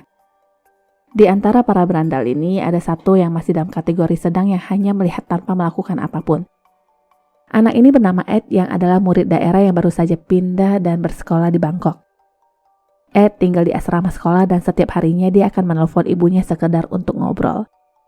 Suatu hari dia merasa ada yang memanggilnya tapi ternyata tidak ada siapapun. Besoknya, Ed menemui teman-temannya dan seseorang mengabarkan berita tentang pembongkaran ruang audiovisual yang akan dilakukan minggu depan. Alasan kenapa akan dirobohkan yang gosipnya karena pernah ada siswa yang mengakhiri hidup di sana. Berbeda lagi dengan apa yang didengar oleh Dear. Katanya saat malam sering terdengar musik di seluruh gedung sekolah dan siapapun yang mendengarkannya akan berujung kematian. Ini cerita yang tidak masuk akal menurut teman-temannya dan untuk membuktikannya, mereka pun melirik Wisarut. Pagi perencanaan, malamnya langsung eksekusi. Wisarut dibawa paksa ke ruang audio visual. Peralatan di sana sudah rusak dan ruangan pun sangat berbau apek. Game menemukan sebuah biola dan memainkannya, bahkan Song menggunakan kakinya. Wisarut mencoba kabur tapi dia dihalangi oleh Sojit lalu ditangkap lagi oleh mereka. Dengan kesalnya dia mengutuk mereka semua agar mendapatkan balasan, tapi Game mengejeknya dengan sengaja mendekatkan wajahnya. Sundulan pun tepat sasaran yang mengenai pelipis Game. Sundulkan! Kejadian itu membuatnya murka dan Wisarut pun dihajar habis-habisan. Tak berapa lama suara mic berbunyi dan musik biola pun mengalun. Tak ada yang merasa takut dan Game kemudian meninggalkan Wisarut di ruangan itu. Ed dan Songlai yang mengunci pintu rapat-rapat. Betapa takutnya Wisarut saat itu dan meronta meminta dikeluarkan sampai akhirnya terdiam sendiri dan anehnya musik itu pun terhenti. Setelahnya Wisarut memecahkan kaca jendela dan musik itu terdengar lagi. Game menolak untuk mengeluarkan Wisarut dan meninggalkannya. Wisarut memohon kepada Ed tapi Ed juga tidak berani mengeluarkannya. Sumpah serapah pun keluar dari mulut Wisarut yang berkata akan menghabisi mereka semua. Sesampainya Ed di asrama, dia masih terngiang-ngiang dan kejadian tadi dan anehnya sekarang, suara biola tadi terdengar dari tabnya yang beroperasi sendiri. Tape itu bahkan tidak bisa dimatikan dan sekarang pintu kamar seperti digedor-gedor orang dari luar. Ketika pintu dibuka, di sana ada hantu yang merangkak masuk dan lehernya yang ternyata mimpi. Mimpi yang terasa nyata dan besoknya, Wisarut tidak terlihat di kelas. Jam istirahat sekolah, Ed memisahkan diri dari kelompoknya dan segera ke ruang audio, tapi ke gap sama satpam yang lalu mengusirnya. Bel berbunyi dan kelas kembali dimulai. Di tengah pelajaran, speaker ruangan aktif dengan memperdengarkan suara biola. Bu guru menjadi resah dan segera pulang, sedangkan para murid tidak tahu apa yang terjadi, tapi mereka tidak begitu mempersoalkannya. Sewaktu mereka akan turun tangga, mereka mendengar suara seperti gedoran pintu. Perlahan, mereka menghampiri pintu itu dan gedoran pun terhenti. Selang sekian detik saja, seseorang terbanting keluar dan tewas yang adalah Song, teman segengan mereka. Ini mengejutkan, polisi pun didatangkan dan mereka berempat ditahan sebagai saksi. Terdapat lebam di bahu dan leher korban, jadi dipastikan sebab kematian Song adalah patah leher. Asumsi sementara, Song terjebak di dalam dan berusaha untuk keluar dengan mendobrak pintu sekuat tenaga sampai bahunya patah. Harusnya, menurut keterangan satpam sekolah, dia baru akan mengunci pintu di jam 8 malam, sedangkan sekarang masih jam 7.30. Anehnya lagi dari mana asal lantunan biola tadi dan mereka pun mengecek ruangan audio tapi tidak menemukan siapapun. Karena itulah Pak Guru menegur mereka yang dinilai membuat cerita dan membubarkan mereka. Sesampainya di asrama, Ed memandangi seragam Wisarut yang masih tergantung di luar dan mengintip ke dalam kamarnya. Masih penasaran, dia pun masuk sekedar melihat-lihat. Ed lalu memanggil nama Wisarut tapi tidak ada jawaban, dan yang lebih menakutkan lagi, banyak sekali tulisan di dinding kamar mandi yang berkata, "Aku akan menghabisimu."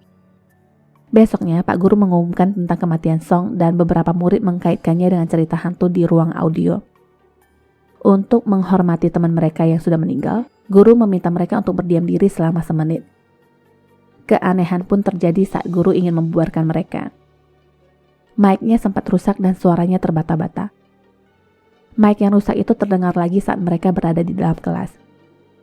Sekarang yang terdengar adalah lantunan musik dan Ed ingin sekali mencari tahu apa yang terjadi.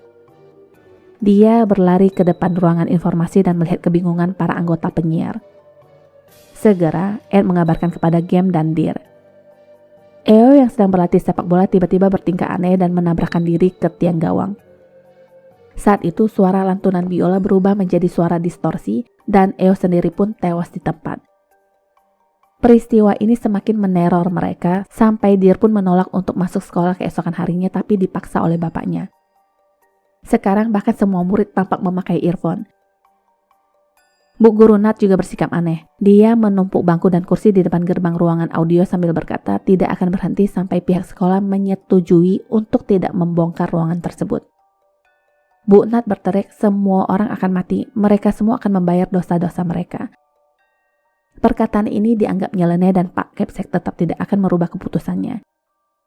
Dia tetap ingin merobohkan ruangan itu yang membuat Bu Nat murka dan langsung menyatakan resign. Setelah itu, anak-anak kembali ke kelas dan suasana semakin terasa asing buat Ed. Sudah 2 bangku temannya yang kosong dan sewaktu dia ke toilet, lantunan lagu itu terdengar lagi. Anak-anak yang lainnya segera keluar dari gedung sekolah saking paniknya. Game meyakinkan Deer bahwa ini bukan apa-apa dan mengejarnya. Sesuatu yang aneh pun kembali terjadi. Deer tiba-tiba membentur-benturkan badannya ke pintu sampai akhirnya tewas. Satu lagi korban berjatuhan dan Game sangat terpukul. Malamnya, dia pergi ke ruang audiovisual yang disusul oleh Ed. Dia memeriksa alat penyiar dan menghancurkan biola. Ed terus-terusan mengajak Game menemukan Wisarut dan disinilah kebenaran pun terungkap. Jadi malam itu Game sudah mengeluarkannya dan sempat juga Game menanyakan apa yang terjadi di ruangan itu kepada Bu Nat. Berdasarkan pengakuan Bu Nat, memang benar ada yang pernah meninggal di ruangan itu dan sebelum meninggal, ada orang yang menanggalkan bajunya. Seluruh tubuhnya dipenuhi lebam dan pergelangan tangannya berdarah. Bu Nat sendiri pula yang menemukan mayat itu dulu dan sekarang Game menyalahkan biola itulah penyebab semua ini terjadi. Dia menghancurkan biola itu secara membabi buta dan Ed yang ingin menghentikannya tidak sengaja mendorongnya yang menyebabkan Game terkena pecahan biola. Singkat cerita, Game pun tewas dan pintu tiba-tiba tertutup sendiri. Ed panik dan berteriak minta tolong dan lantunan biola pun terdengar. Hantu itu kini menunjukkan dirinya sambil memainkan biola yang semakin membuat Ed takut. Ed yang mencoba keluar mendobrak pintu sampai akhirnya dia pun tewas. Sebelumnya, dia sempat berucap, "Aku minta maaf," dan mayatnya pun diseret ke dalam ruangan.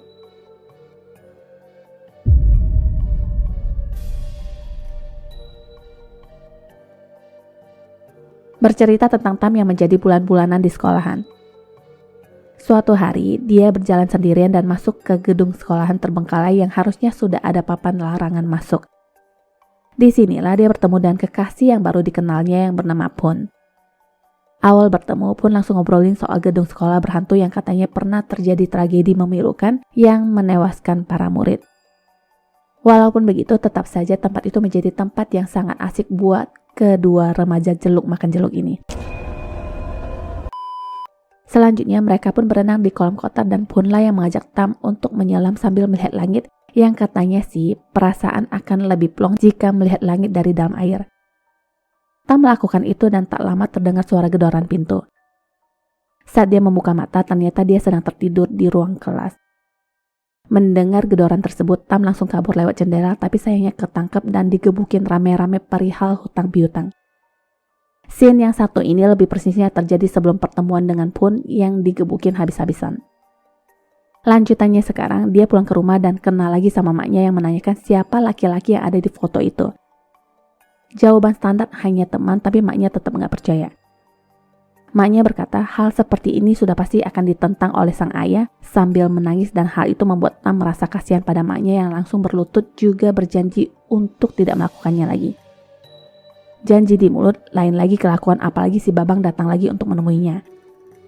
Di momen ini Tam curhat pada Pun yang menceritakan berbagai kenangan pahit saat dia dituduh mencuri oleh kakaknya sendiri. Dari sanalah apapun yang hilang di rumah yang tertuduh sudah pasti Tam.